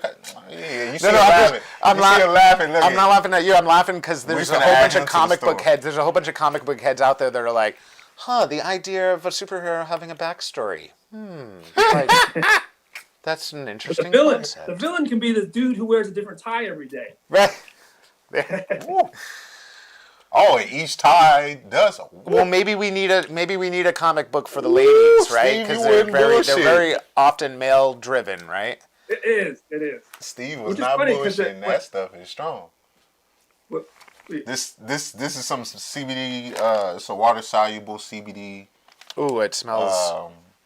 It smells. First of all, the bottle is like 4 pounds heavy, and it feels. I already am concerned. I'm concerned. That thing is strong. So, Khoi, because we're in the cannabis industry, like we get access to like the legit stuff. So it's not like the real companies. Yeah, it's not like the CBD stuff in like gas stations and stuff. Small. So we're always getting people sending us stuff, and nobody. By the way, Khoi, nobody, and forgive me because nobody pays us to do any of this. So it's not like us bringing this up is because I'm sneakily Literally like wake up working in the morning something in. and do this shit for free. Product Yeah. placement.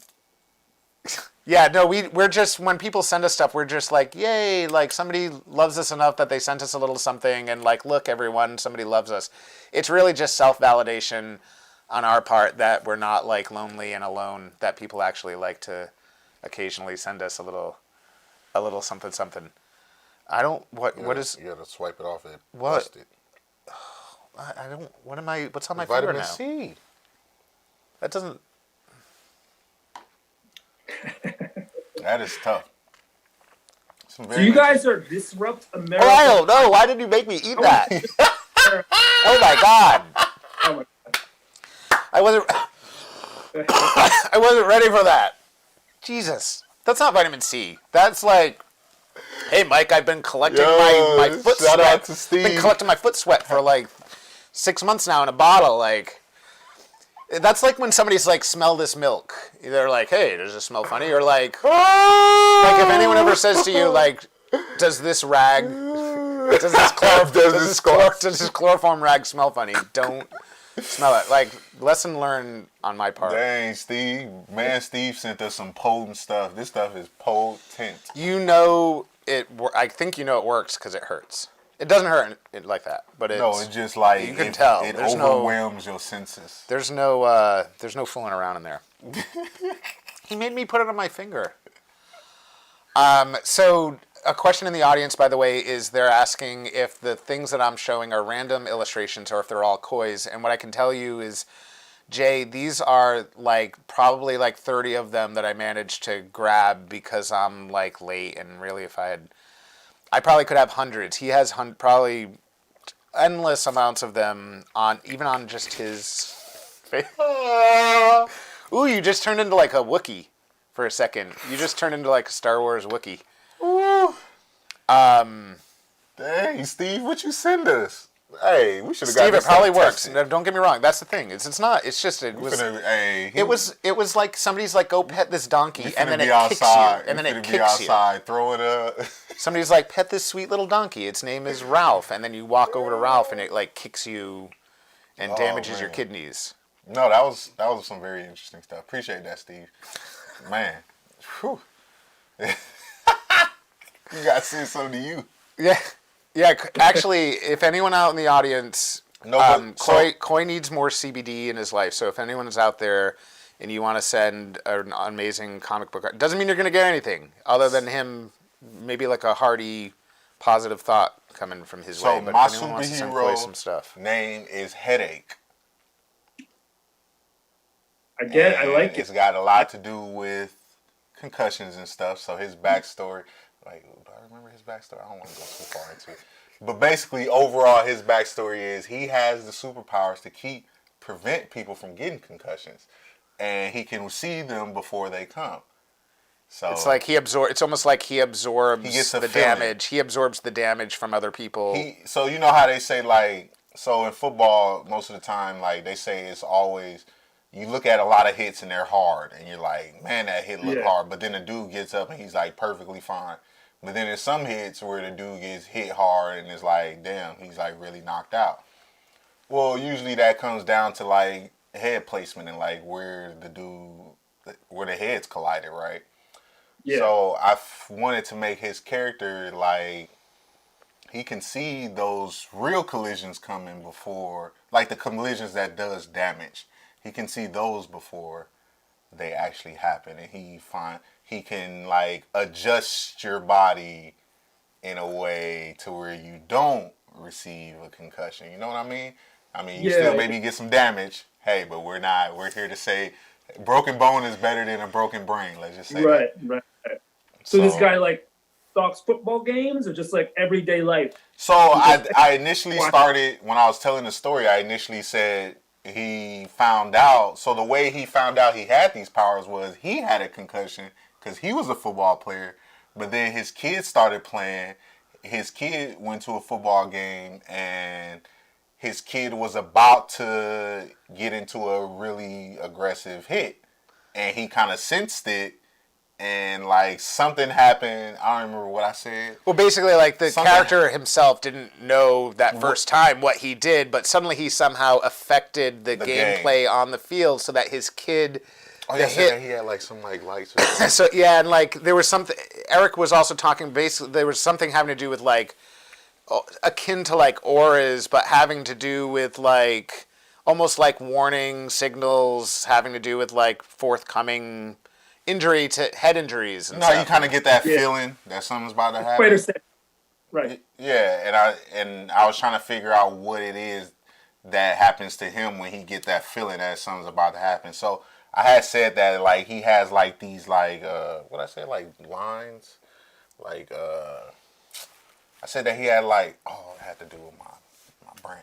So I said that he had like lights that like part of his body lights up, like it's just like a small glow, and I said that it goes from like his feet to his head, and the closer it gets to his head, that the sooner it was the about to sooner happen. it was about to happen. So yeah, so like the lights, like it's kind of just like a weird, I don't know, kind of like lightning lights on his body that like kind of like starts to glow, and the glow starts at his feet, but it like shoots up as it's about to happen. So like he's like trying to figure out what it is, and then as it goes up to his head, something happens, and bam, somebody's hurt or got a concussion.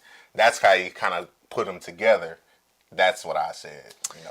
Yeah, it's sort of like an interesting like concussion based Spidey sense almost, like Yeah. Like So does he absorb the concussion, or does he just kind of like telekinetically move the person? He moves the person to keep them from getting the serious concussion. But we had also alluded earlier that like he was absorbing some of the damage sometimes too from other people. I did say that, huh?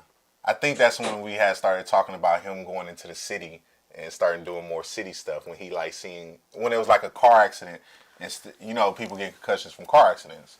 So like he had the sense of a car accident come in, and then that's when I had like said that he would be able to like absorb some of it if it was like a serious, more serious than just like football serious, but like you're not seeing people dying from it right, dropping dead right there, compared to like a car accident where you can literally drop dead after the car accident. So because I was thinking the guy absorbs the concussion, right? But so he gets a headache because he's taking the headache from somebody else. That's what we had said. So but now he's got to get rid of it by channeling it to somebody else. Oh. Right? Okay. So he finds someone like, I want to give this guy the concussion. But now he's in a weird situation. To fight crime, he has to find people with concussions to the point where maybe he's staging accidents. So he can create concussions to channel that concussion and put it on the bad guy. Oh, yeah. I need to get your number, my brother. We finna be talking. Not a lot. Moral question there. Right. That's a good idea. I like the name. Khoi's about to set up a 900 number, so you can. No, seriously, this is kind of what I want my alter ego to be when I'm like playing video games. Yeah. When I start to do my streaming on video games, I kind of want that to be like the character that, because people I can be myself and draw a crowd, but why be myself when I can be somebody else? It's like a reverse Robin Hood, right? Instead of taking money from the rich to give to the poor, take the pain from the poor to give to whoever that is, right? The people who are doing well. It's place to do that, right? I don't know. Is it? I don't know. In today's time, there's some people I can think of that can use a headache. That is true. Yeah, you're right. Or maybe he takes it from, I don't know, maybe he harnesses it in some type of, I don't know, glove or something. And yeah, some kind of device, right? And then when he goes to like fight crime, he uses it as a way to like stop them from doing what they doing by giving them like crazy headaches. Yeah. Or maybe it's not even deliberate. Maybe every time he's around a concussion, he just absorbs it. And it's like, damn, this headache again. Oh yeah, he absorbs it, and then I like this. Ooh. You know what I mean? So he just walks around. So he can't be around a football game because there's so many freaking concussions. Exactly. And so when we was talking about it too, I was saying like, you know, the way he finds out his powers, and like after he finds it out, and he's like, you know, guiding his son through football, you know, helping him out, making sure he doesn't get, you know, hit. People start to take notice of who he is, and you know, like why is it that every time he comes to a football game, you know, players aren't hitting as hard, or you know, and Yeah. What's your personal take on that, Eric? I see like I hear people saying like, yeah, I know, even if I'd known about the CTE, I would still play football because that's what I signed up for. It's a lot of dudes that say that. You know, and that's because you got to think of the situation most of the football players come from. You know, they usually come from, you know, bad backgrounds. You know, to where the only way out is through sports. You know, they don't really, you know, that was kind of like my way out. Honestly, to be real, like that was really my only. Look at football saved me. Period. Point. Yeah. Like my freshman year, if I didn't go try out and play football, I don't know where I would be. I definitely wouldn't be in college, and I definitely wouldn't be where I'm at today. So, you know, there's players that would say that, you know, and I always say like I would never let my child play football. Like, but if that's what he wanted to do, and I seen that he had the ability to be the best player in, you know, in the world, I'm not gonna be like, no, don't go play. Nah, go play. If that's the love you want. If that's your true love, do it. But like, don't do it just because you're trying to impress me because I played, or you know, you're trying to like, you know, continue our name of being athletes. You know, I wouldn't advise him to do that. I'd just be like, hey, you know, if you love the sport and you're actually good at it, play it. But don't you know, try to go first round. Don't try to be an undrafted free agent and make it, you know, because those are the ones that end up with the long-term damage because they're fighting so hard to try to make the field. You know, if you got it, if you got it, you got it. They take care of you. Like if you got it, the team takes care of you. If you're try hard, the team treats you like one. So it's just like, you know, it's one of them deals where I can see a player that was really good saying like, yeah, if I knew CTE was the thing, I still would sign up. Yeah, I could see a first round pick saying that. But somebody who was in my position, I could still see them saying that because I'd sit there and say that I'd continue to play too if I knew about it, because of my circumstances, because it was my only way out. It was my only way to get to the University of Nebraska. I'm not getting there on an academic scholarship, I can tell you that. And I don't have the money to go to a college, you know. So football was it for me. That was the thing that I focused on the most, you know, and I would definitely play football, you know, knowing I had CTE growing up. Knowing that CTE was a thing growing up, I would have definitely still played. Of course I'd have played because it was my only way out, you know, and those were the people that I hung out with. Those were the people that kept me out of trouble, my teammates, you know. I wanted to do a lot of different stuff after school, and I could tell you playing football wasn't one of them. So being, you know, having a 3-hour distraction after school and then being so damn tired after that I have to go to sleep, that's what saved my life, you know. So that's what helped me get to college. That's what helped me get to the league. So, you know, I can understand when people say, I can understand a football player when he says, hey, if I knew about it growing up, I'd still play it. I can 100% agree with him on that. But then also I can understand that player that's like, hey, if I knew about CTE, I wouldn't have played and I would have went out to be something else. I also understand that person because honestly, I wanted to be a scientist. I was into stars and stuff. I love something about space, something about being outside, something about outside of Earth, like gets me. Like I don't know what it is. It's so mysterious, and I just want to know what it is. So like that's what I was always into. I was always into science. Like I always had good science grades.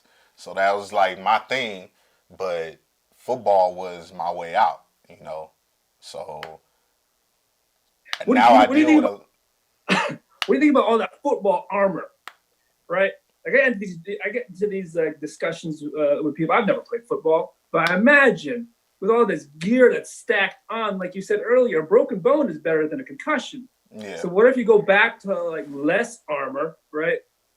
Instead of adding protection to the helmet, which is like take away. So it's like bone on bone, not like. And here's the thing: I always tell people. They always wonder.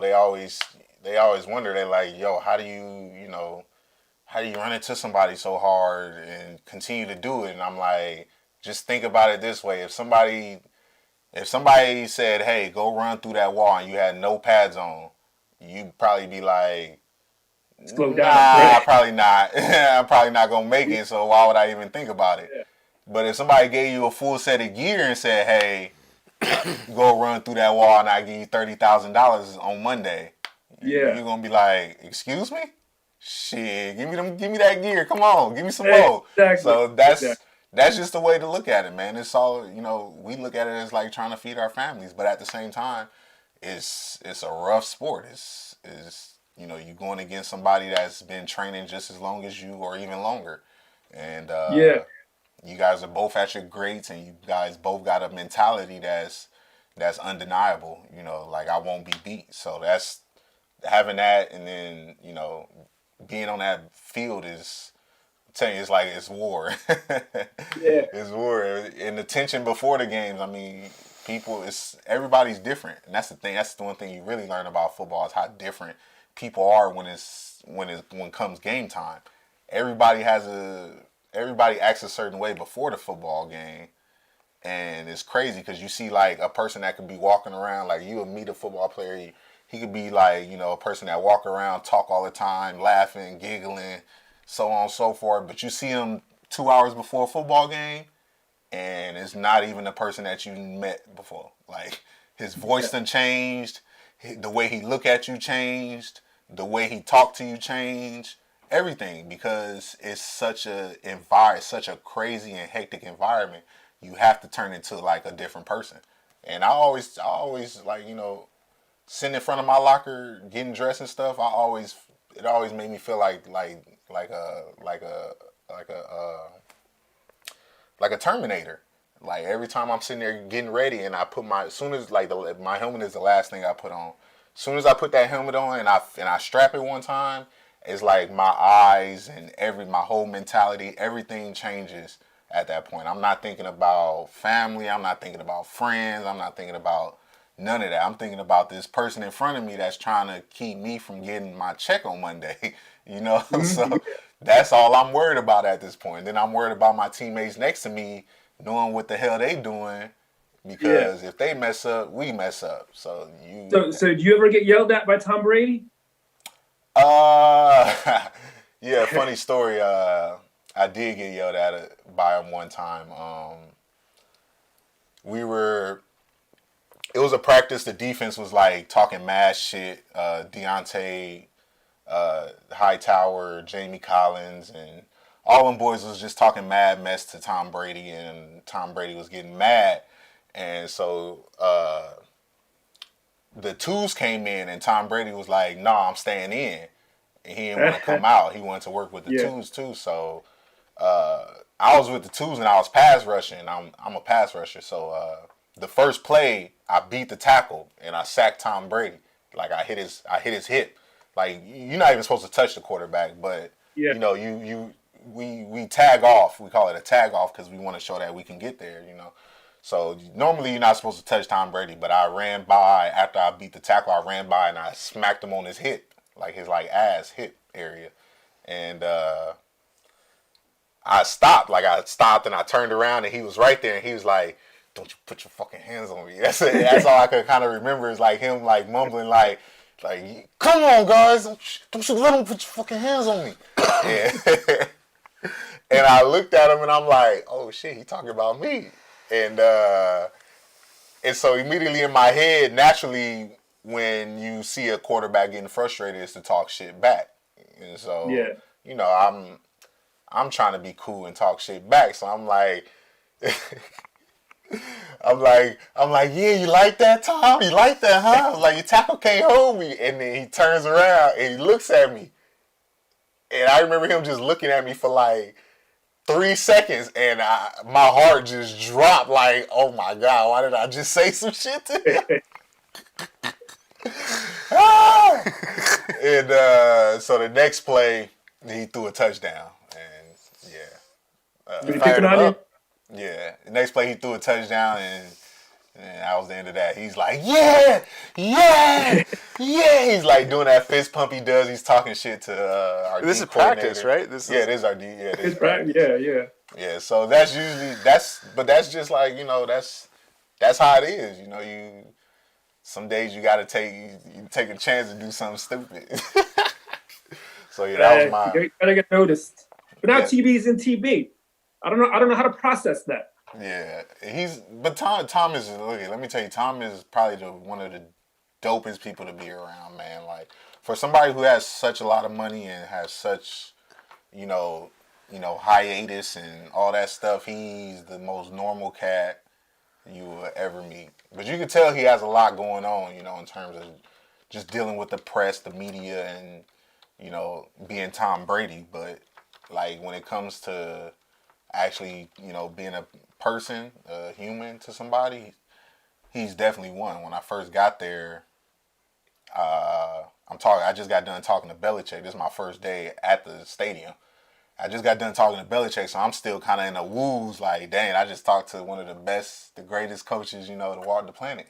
And I'm at my locker, and everybody knows Tom Brady's voice. This is my first time hearing it in person, but everybody knows it. Yeah. And so I was just at my locker, kind of looking down at my locker, and he was like, all I heard was, "Hey, Eric, come here." And in my head, I'm like, what? I know that voice. And I turn around, and it's Tom. I'm like, okay, yeah, let me. And so in my head, like, I'm literally like, I'm a fanboy in my head, but I'm trying to be a football player in front of him, trying to stay, staying tall. So I'll like walk over to him. He's like, "Hey man, you're a good player." He's like, "I seen your film. I seen who you are." He's like, "Belichick wouldn't bring you here if you couldn't help us." He's like, "We got a good stretch going." He's like, "Just put your head down. Don't pay attention to nothing outside of here." And he's like, "You'll be a good player." And the day after he told me that, bro, I had never felt so much, I never felt welcomed. You go to a lot of teams, like when I went to 3 different teams, and the first 2 teams I played on, I didn't have that kind of introduction from the quarterback, So him being Tom Brady and doing that, it's like, damn, Tom Brady knows who I am. He knows my first name. Like, he knows. Yeah. He seen me play. He knows that I almost sacked him one time. Like, he knows that. It's crazy, So it's just one of them things, man. Like, he's because of who he is and who he how he acts and how he carries himself, it makes you want to be that same way. And that's kind of how I kind of guide myself through my own life. I try to I always think, how would Tom Brady act? Yeah. Now this brings me a question. It's kind of relevant to what's going on. I think you were there, like around like the MAGA crap that was happening. Mm-hmm. You know what I mean? Tom's got the red cap in his locker. Like, how did the players handle that? Because we all got people we know who tend that way. And I was like, how do I handle you? Right? What happened in the locker there?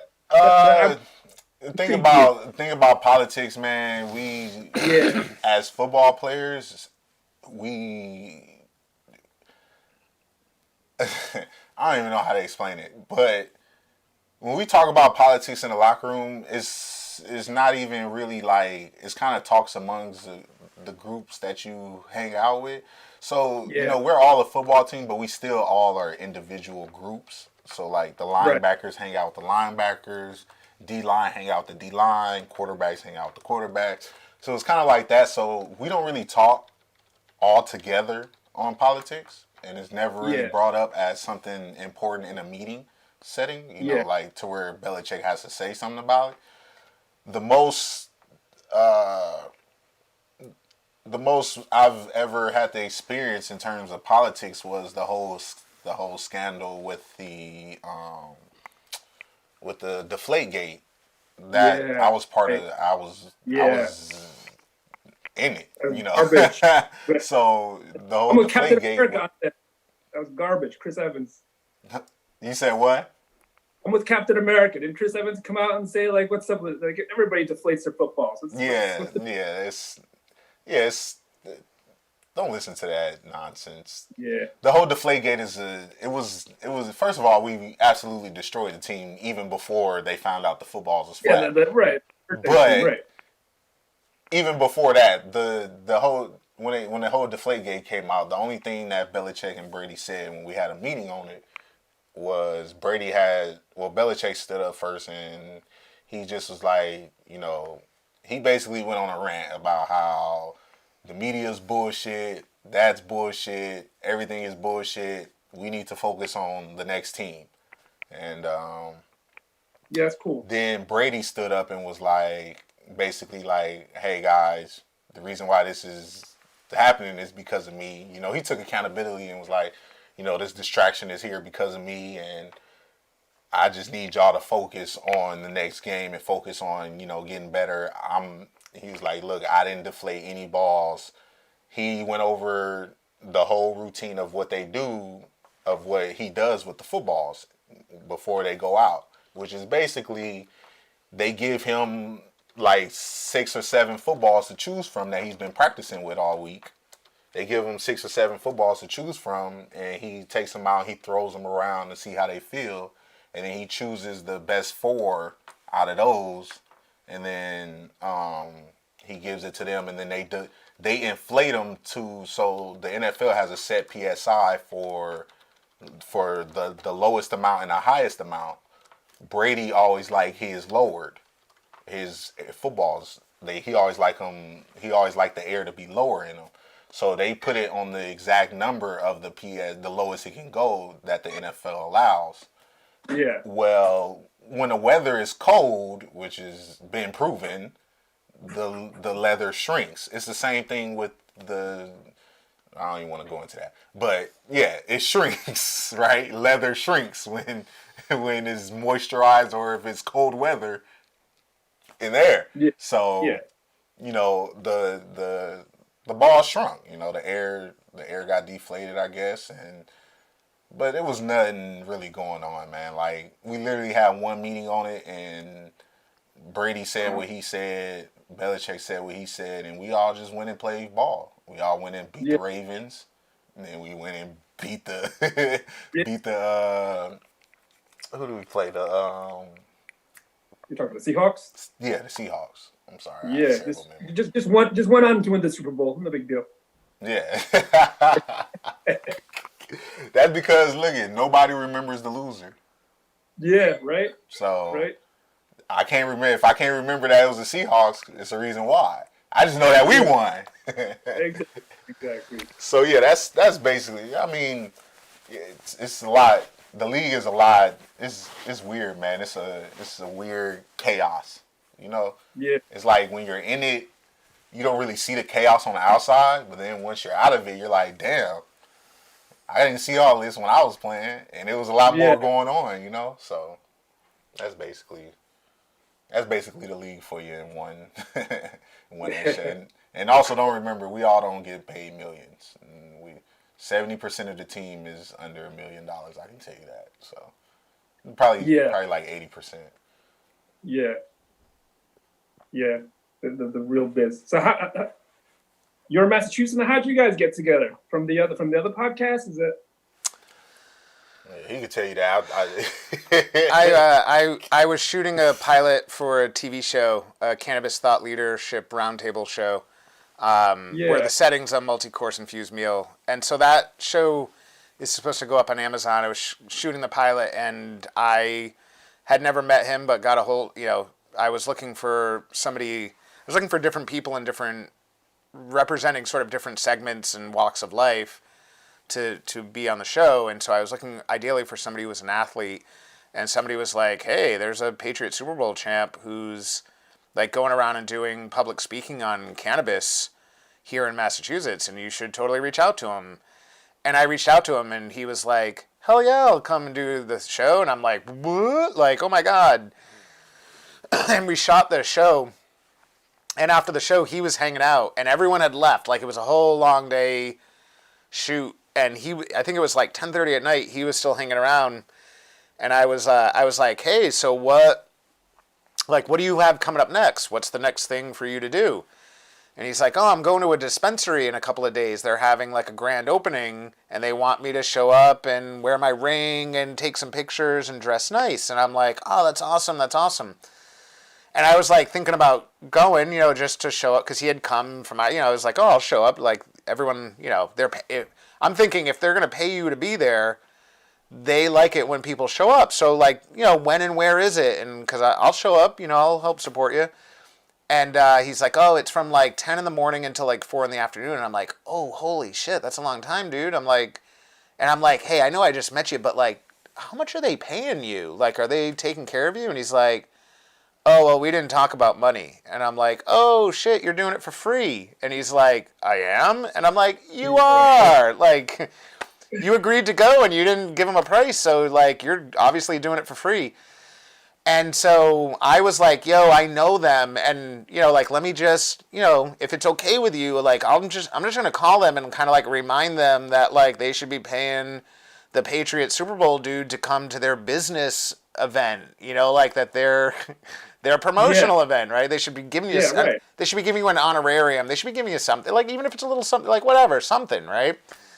And that's how it sort of started off, because he was like, oh, no, that would be awesome, dude. Like, because he didn't feel comfortable doing that for himself. And I was like, yeah, I'll call him. Like, I might feel uncomfortable asking somebody for money from me, but I have no problem asking somebody for money for you. Like, you deserve it. You know what I'm saying? Like,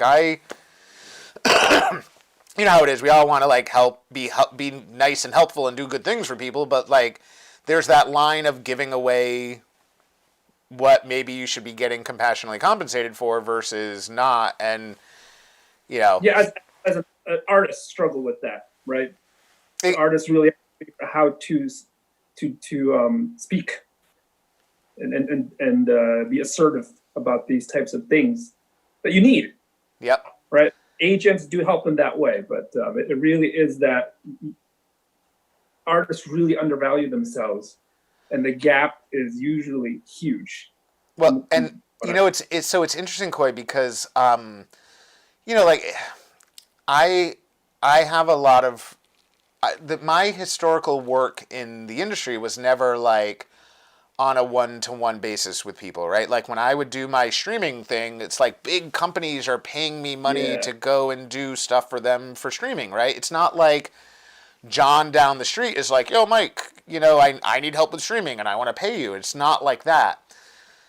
So because I've never had like any sort of model of interaction with people where there was like even... Because look, like the companies would send me out to go do stuff, and they'd be charging $350 an hour for me to go to some company for like a week straight, right? Like they're getting a massive amount of money for me to go there for like a week, right? And of course, I can't charge, individual people, especially, I can't charge non-big business that kind of money. It would never make sense. But because there was no happy medium for me, it's sort of like, it's like back in the day, I'm the guy who knows computers. So, of course, everyone calls me to be like, my computer's having a problem. Could you fix it for me? Right? Yeah. And I want to be nice. I want to help them out. But also, like, it just had never turned into that thing in the middle where, like, I have a way that people can engage with me on, like, a much smaller level, but yet I could still get compensated something.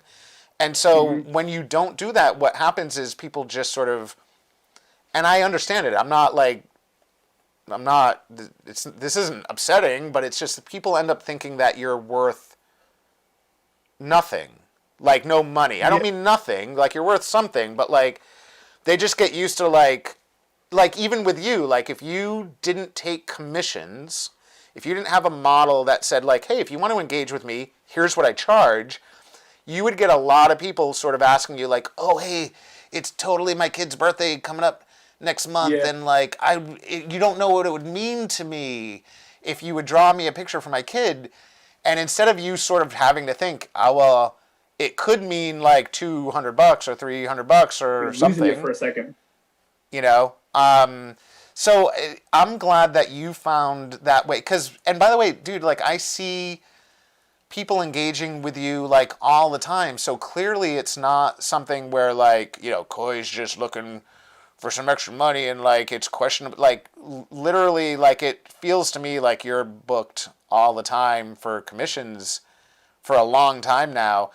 And I think it goes to, you know, prove that like, not just that your talents are worth something, but that also like you actually got over the hump that a lot of people have difficulty getting over, which is like, hey, I'm establishing like a value for what it is that I do, and hopefully you want, you know, hopefully you're okay with that, and hopefully you'll engage with me for it. It's Recently, yeah. being annoyed was like, I'm ready to like send somebody a zeroed out invoice. Like I'm ready to send them an invoice that says, you owe me $15,000, but don't worry, I just discounted it 100%, so you owe me $0. And really just so that they could be like, oh shit, like, you know, Mike's worth some, it's like him, right? It's like, it's the same exact thing of like a dispensary talking to him and like, because he's a nice guy, and not wanting to be like, yeah, so how much are you going to pay me for this, right? They end up getting him to agree to go for free because he has difficulty, like, you know, advocating for his own value. And so maybe it's because you've been a lawyer. Like, maybe that's why you probably just hit a point where you're like, listen, it's like being a lawyer, right? Like, everyone wants advice for free. Khoi, like, I got a letter in the mail. Khoi, how do I handle this? And you're like, well, I guess I can tell you, but normally I literally charge, you know, $75 or $125 or $225 an hour for you to ask me some advice, right? It comes from being a lawyer. It comes from, I was in venture capital for a while. And you know where the real money is, right? So what you're asking for is just, it's nothing in terms of the big pool of money. But we're going through that right now because you see all that stuff behind me. That's my kids' art. So I got 4 kids, and they all, I don't put my own stuff up. That's their stuff. But they're and one of them's selling her stuff, right? And puts a lot of work, and the oldest daughter wants to be her rep, right? So we have this conversation just last night.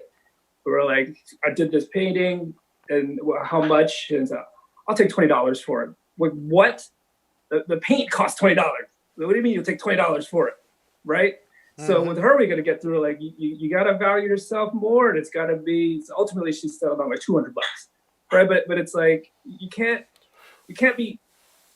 You can be grateful without just capitulating everything, right? You don't owe anybody anything, but you can be grateful at the same time, right? Yep. So it is a struggle to get that point across to people, and a little anecdote that the other artists say, and I'm cribbing it, is basically, you know, like if it takes, some people might think it takes me an hour or 10 minutes to draw something, right? But that's not. It took me a lifetime to be able to do it in 10 minutes or an hour.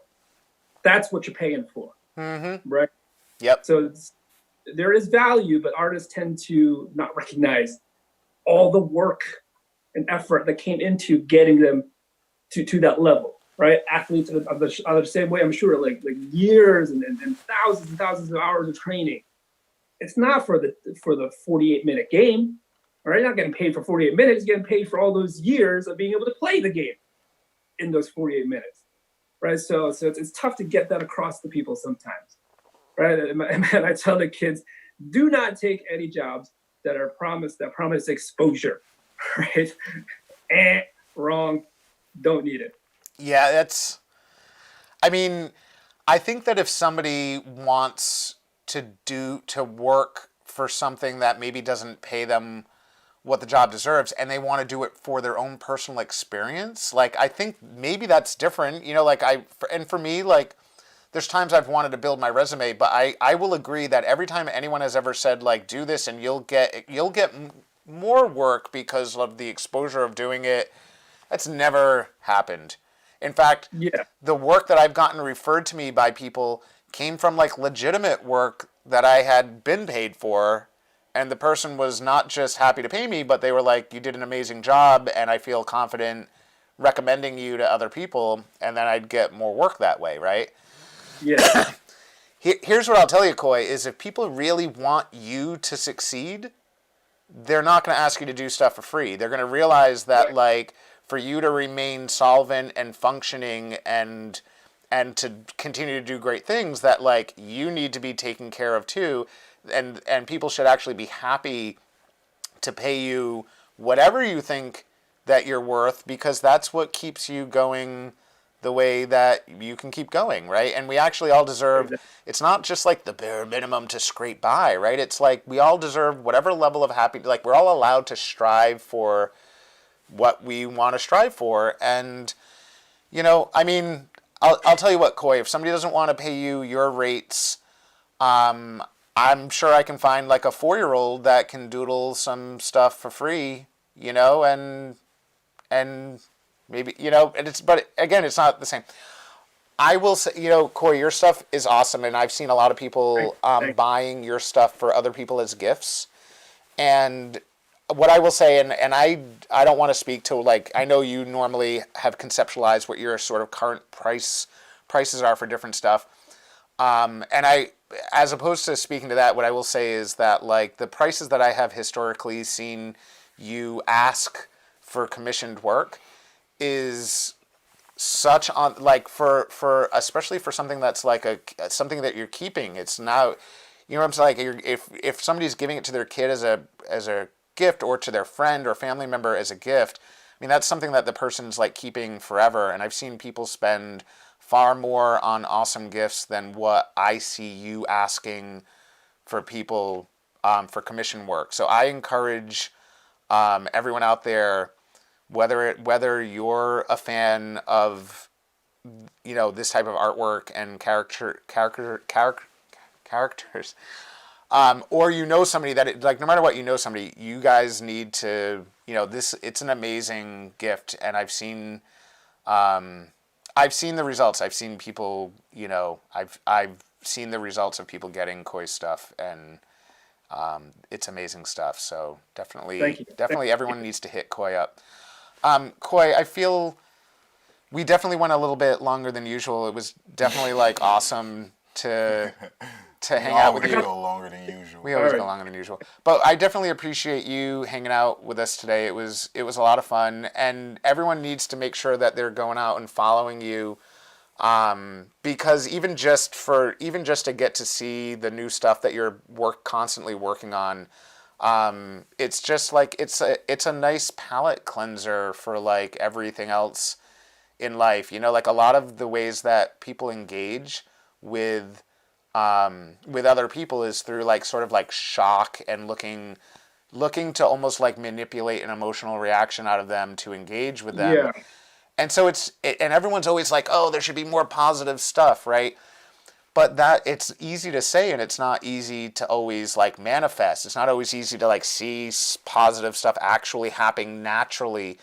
And what I'll say is, like, when you do artwork, like whether or not somebody is paying for that art so that they can keep that permanent copy themselves, like the stuff that you showcase, the stuff that you show, and even just people seeing how happy that you're making other people with your artwork. Like, even if I'm not a huge comic book fan, like when I see how happy that you're making so many of the people that are following you just by showcasing your artwork, like that's amazing positivity right there. Like, you're actually doing a lot of good for a lot of people just because you're willing to share the, like, hey, this is what I'm working on right now, or here's what I did for Mike. Mike paid me for something. Look at what I made Mike. And you have like hundreds of people that are appreciating that, and you're giving them, like, it's almost like a little bit of a palate cleanser for people. And you'd be shocked at how many people these days, especially right now, are even like more shut in and isolated from people than ever before. And so even just like little sort of random bits of things that people love, right? Because they do, they love your art, and they love like the stuff that the content that you're working on. You know, I appreciate that you're doing it, and it's amazing just to see people that came out of our high school and out of Fall River that could go on to do, not just to do like awesome, impressive things. I did. Not just awesome and impressive things, but to be able to like have a positive effect on people, even when that's not like my altruistic goal and I'm willing to fall on the sword. I just want to make people feel good. Like you're doing what your passion is. You're doing what you're good at. You're also able to like be compensated fairly for it, and you're having like a positive effect on other people. And it's sort of tough to think about like what better situation life, and I get it, like we all have things that we're like, life has pressures and struggles, and we all think we're all going through some of the worst stuff anyone's ever heard of at any given moment. But hopefully sometimes you're able to see that that even when you're not really trying, that you're having like a hugely positive effect on a lot of people. And so and in case nobody thanks you enough for that, I want to say thank you for that, because I see it. Thanks, and I'm actually really glad that you noticed that you're saying this, because it was my objective, especially with the pandemic and the stay-at-home rules. It's like, you know what, I'm gonna deliberately, because this is what I would like to see. I enjoy people's artwork, and it's like I'm just gonna post something every day. So if someone looks, if I make one person smile, that's cool. All right, so I am trying to keep doing that. And I get people say, "Oh, you gotta hold that tight. You gotta put a paywall up." It's like, I'm not worried about that right now. So it is cool that people do notice, and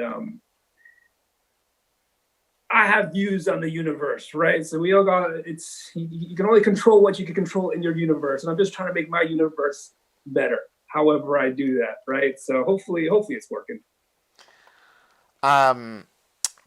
Khoi, I am going to add onto our screen right now a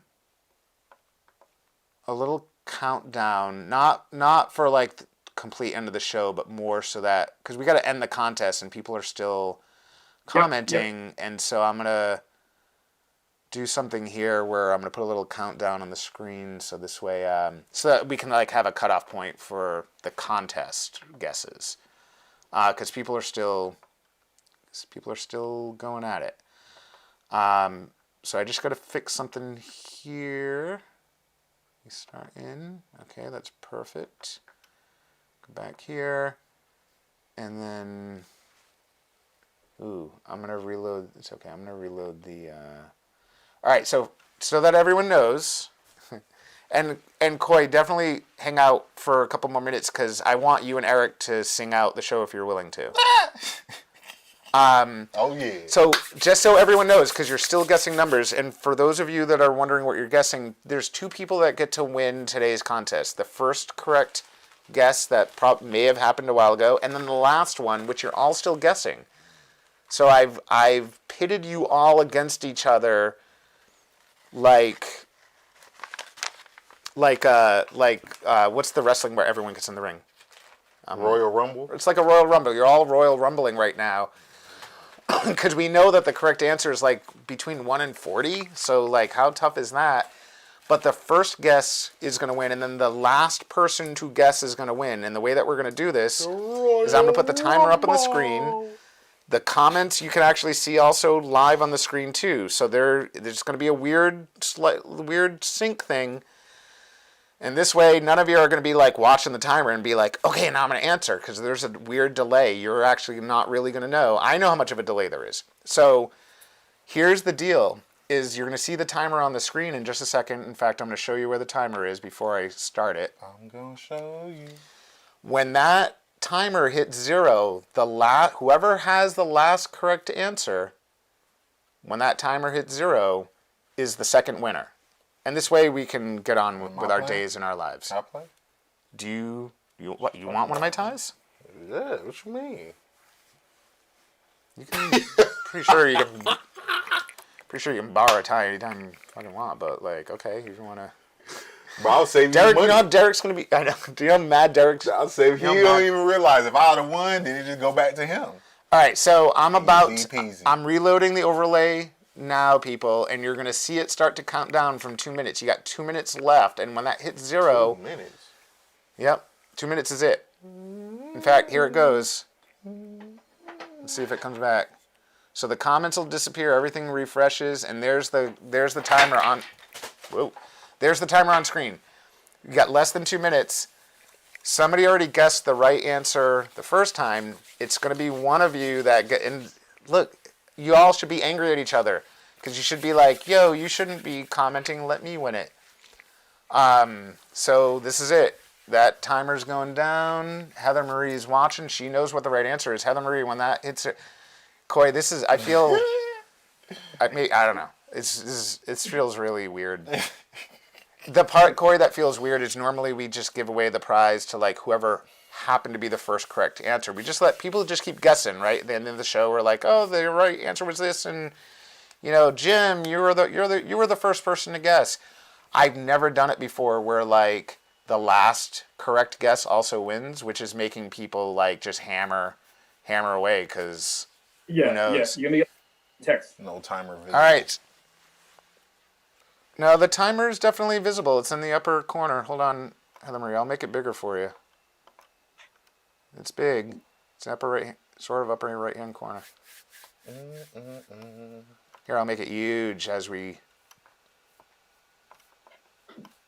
So, do you have any superheroes you ever thought of creating? That's top secret. Oh yeah, that's a good one. Hell yeah! you know how the system gets you, right? The system gets you drawing the system's characters, and you never have time to do your own characters, right? And you're caught in this like if I spend time on my own, I'm not getting paid, right? So I'm kind of caught in that. I see. I got to work for the system, but this is where. No, that's got to. I completely understand. Yeah, keep them things locked up, man. Fireproof seal.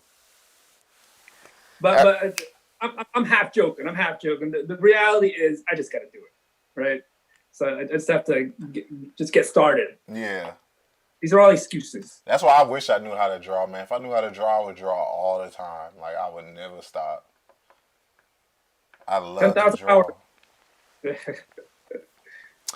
Well, so. The timer ran out. Who won? I'm going to ask Heather Marie, because Heather Marie is the contest queen. What's your favorite character to draw? Oh, man. I like... my favorite character is Spider-Man. My favorite character to draw is the character I haven't drawn yet. You know what I mean? I like drawing characters I haven't drawn yet. They excite me. And I like taking... corny costumes and trying to make them look cool. Yeah. There was a time, I don't know if you're really into the comics at all, but there was a time where people were all like, "Oh, the old costumes are corny. Let's update it," and that's cool with the pouches and the leather jacket. But to me, it's like I think it's more of a challenge, more fun for me to take an outdated costume and keep it and just to kind of make it look cool somehow. Like today's kids can still I could see why kids liked it back then. You know, so to me, so those are usually characters that are old. I don't get to draw a lot. Those are the ones I like. So create our own characters. I think that's cool. So are you friends with a lot of like cartoon drawers, like people who drew like cartoons and stuff? What's that? I said, are you friends with like a lot of like cartoon artists, like people who have like who drew cartoons, like that we're well the comic industry, right? It's actually it's pretty small. So everyone does know everybody else, right? So it's neat, you know. It's cool. Gotcha. Yeah, learn from each other. It's all good. It's a nice friendly community. Mm-hmm. At least from my experience. So when do you draw cartoons? Like, do you draw like old cartoon characters that we grew up on? You mean the TV cartoon characters? Yeah. Most of my work is print stuff, right? So I haven't gotten into the TV side or the movie side of things. Gotcha. My kids, one of my kids is into the animation stuff, but I'm a print guy, right? Yeah. So print slash like the digital webbing, the digital comic stuff now. So how long does it usually take you to draw? I mean, what's the average time between like drawings? This is where like I have to treat it like business, right? So for me, I give myself a thing I try to keep business hours. Mm-hmm. So I try to make sure I get 2 pieces done per day. So however it is, I need to get it done, right? Oh, I was thinking like you probably did like maybe 1 a day or something. Sometimes, depending if it's a bigger piece, but I kind of like ballpark it. So I have different types of levels of completion, right? But I try to, if I keep myself from not getting distracted, and I think that's the case for a lot of people, work can get done much faster if you can keep the distractions out, right? So I try to keep a steady clip at how I do this stuff. But it could be, I'm okay if it's around 4 hours. Okay. You know, that's usually where I try to keep it at. What was the most difficult drawing? The drawings themselves, it's more, what makes it difficult is when you're working for somebody else, right, and trying to get their idea. Yeah. Right, that's when it gets tricky. But once you understand it, then it's easier. So like when you're working with somebody, do you have to do you draw it and then have to like redraw it because it wasn't satisfied? Yeah. So for your listeners who don't understand the how the comic stuff works, what happens is you got your company. Let's go with Marvel, right? Then they have their editor in chief, who sort of has a general idea of how the whole universe should go, I think. And I think the editor gets together with the other editors and writers, and they come up with kind of where the stories are all going to go. So as it comes to me, the editor hires a writer, and that writer writes up a script. It's like a playwright, you know, like if you go into reading a play, it says this is the scene. So a typical script for me would be page 1, panel 1, Aunt May is sitting in the diner. All right, and then Aunt May says, "Oh, I think I'm going to get some breakfast." Panel 2, Dr. Octopus smashes through the window and says, "I got you." All right, and that's all I get. So I have to take that and I have to lay out the panels where on the page, like which ones I have to decide which one should be bigger. And the panel, that's an art in and of itself, because the space between panels dictates how fast the reader reads it. So if it's a slow, contemplative moment, I want to try to give more space between panels, because that space slows the reader down and puts the reader in the moment. If I want to slow, I load it with details, right? Because the reader has forced to kind of like look at the picture longer. Or there's an action, the panels are tighter, all right? Speed lines, there are fewer background stuff, so that the reader just feels the pacing. So as the artist, as a penciler, it's my job kind of as director and actor, right? And cinematographer. Like I do all of that stuff. I do all the visual stuff. I have to do the characters' expressions. I have to do where they stand on the page. So that's very labor-intensive work, and a lot of thinking goes in beforehand, right? So depending on the editor, you send like prelims. So you send like, here's a draft, like sketched out of how this is going to go. The editor says, go ahead. So then the next step would be to finish the pencils, which basically tighten up the pencils. And then the traditional next step is then to send those pencil pages to a person called an inker. And the inker basically just, not basically, the inking itself is a translation of one kind of art into another art. So it's a difficult task in of itself. But the inking job is to blacken it, right, with ink, either digital or traditional. And then the next traditional step is to send it to a colorist. And these days, majority, if not all the coloring is done digitally with Photoshop or some kind of coloring tool. And then they get sent to the letterer, all right, and then it goes back, and then it goes to the printing. There's several layers of work. So sometimes the penciler is also the inker. These days, it's more common because of digital. You can do everything on the computer now, even penciling, so to speak. And then sometimes in rare situations, it's the writer is also the artist, right? In some cases, instances, in more like independent comics, and not so much the Marvel stuff, but things that come out through Image or Boom or the independent companies where the creators own the property, or at least a percentage of the property. Whereas with the Marvel, you don't own anything. they own it. You're just an employee, right? But in the independent stuff, you'll find more common writers who are also artists, and they do the whole thing. Nice. So that's the system, right? And the idea is to be able to get it done in 30 days, right? Because the comics come out every month. So that's why it's broken. It's a delegation of duties. The idea is to get to go faster. So you write a whole comic in. You draw? So you draw a whole comic in 40 days or 30 days? It has to be in 30 days, right? Because I mean that's the idea. You can take longer, but then they'll say, okay, this guy takes 6 weeks to get a book done. So I'm gonna give this guy or this lady, X amount of weeks. So I'll budget it in the calendar. So this person could be on a book that she'll be on for 4 books. All right, but this lady over here can do it in 4 weeks. So she'll get the monthly book. You know what I mean? This guy takes 8 weeks, but his art is amazing. So we'll put him on a slower burn project. Nice. And you get what I'm saying? So you it's the Belichick way, right? You find the person's talents and you plug them where it works. Yeah, right? exactly. That's how it's supposed to be done. Mm-hmm. But things happen, right? Like. But go ahead.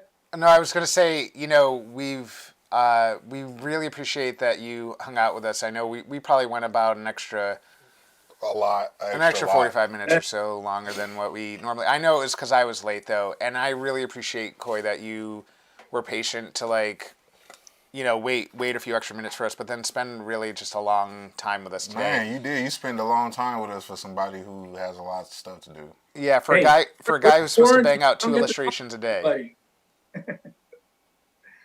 Say that again. New and different people.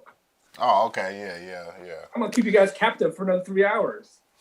Well, and folks are. I know folks are gonna check out your stuff. They're also there are folks in the comments that were like, we wanna give away at some point, but we'll have to figure something out. I don't want to. What, a comic? Yeah, no, not. I mean, just even like a thing. But that's. Hey, you ain't gotta laugh. I'll laugh for you, bro. Yeah. No, that's a lot to ask. But maybe what we can do, folks. Maybe we can maybe we'll get some money together and then we can help to fund a commission from Khoi. I think that would be fair.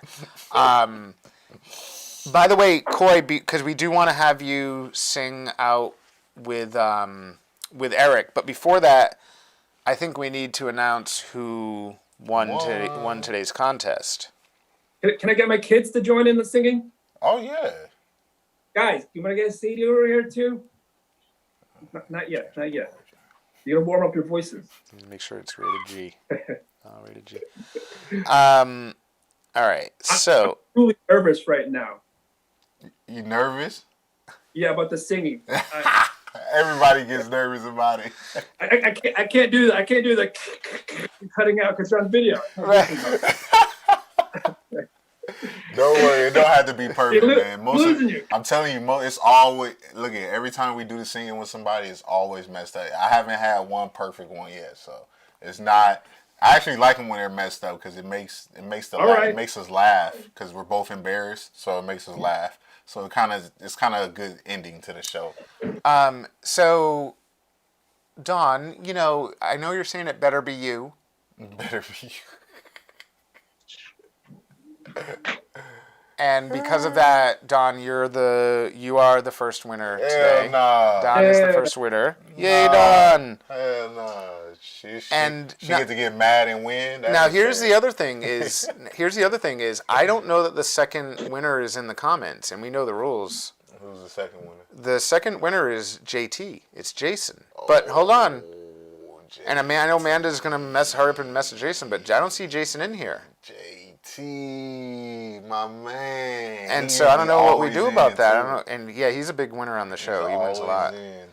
Well, I don't know. I mean, we'll think of something. If Jay's not, by the way, Jay's not going to get it if he's not here. Oh yeah, Jay not getting it. Is it go straight? No, Don will get hers, and then it's rigged. I tell you, Dean ain't won yet, yo. Dean. The answer was 5, by the way. The answer was 5. Dean, you didn't put 5. That's why. Which, by the way, for that case, I would have thought there were way more She than tagged 5 in him. Look there. at, she tagged him. Look at, she tagged him. Amanda, you weren't supposed to do that. Oh, is he here? Is he really, though? Laura Lee, is he really? The number was 5, Don. We waiting for JT to get here. No, he is here. He is there. The show. He's in the comments. Jay, you won too. Where? Jay, he's. Oh, he just. Yeah, he's right up there. We didn't. You we got got lucky, you. Jay.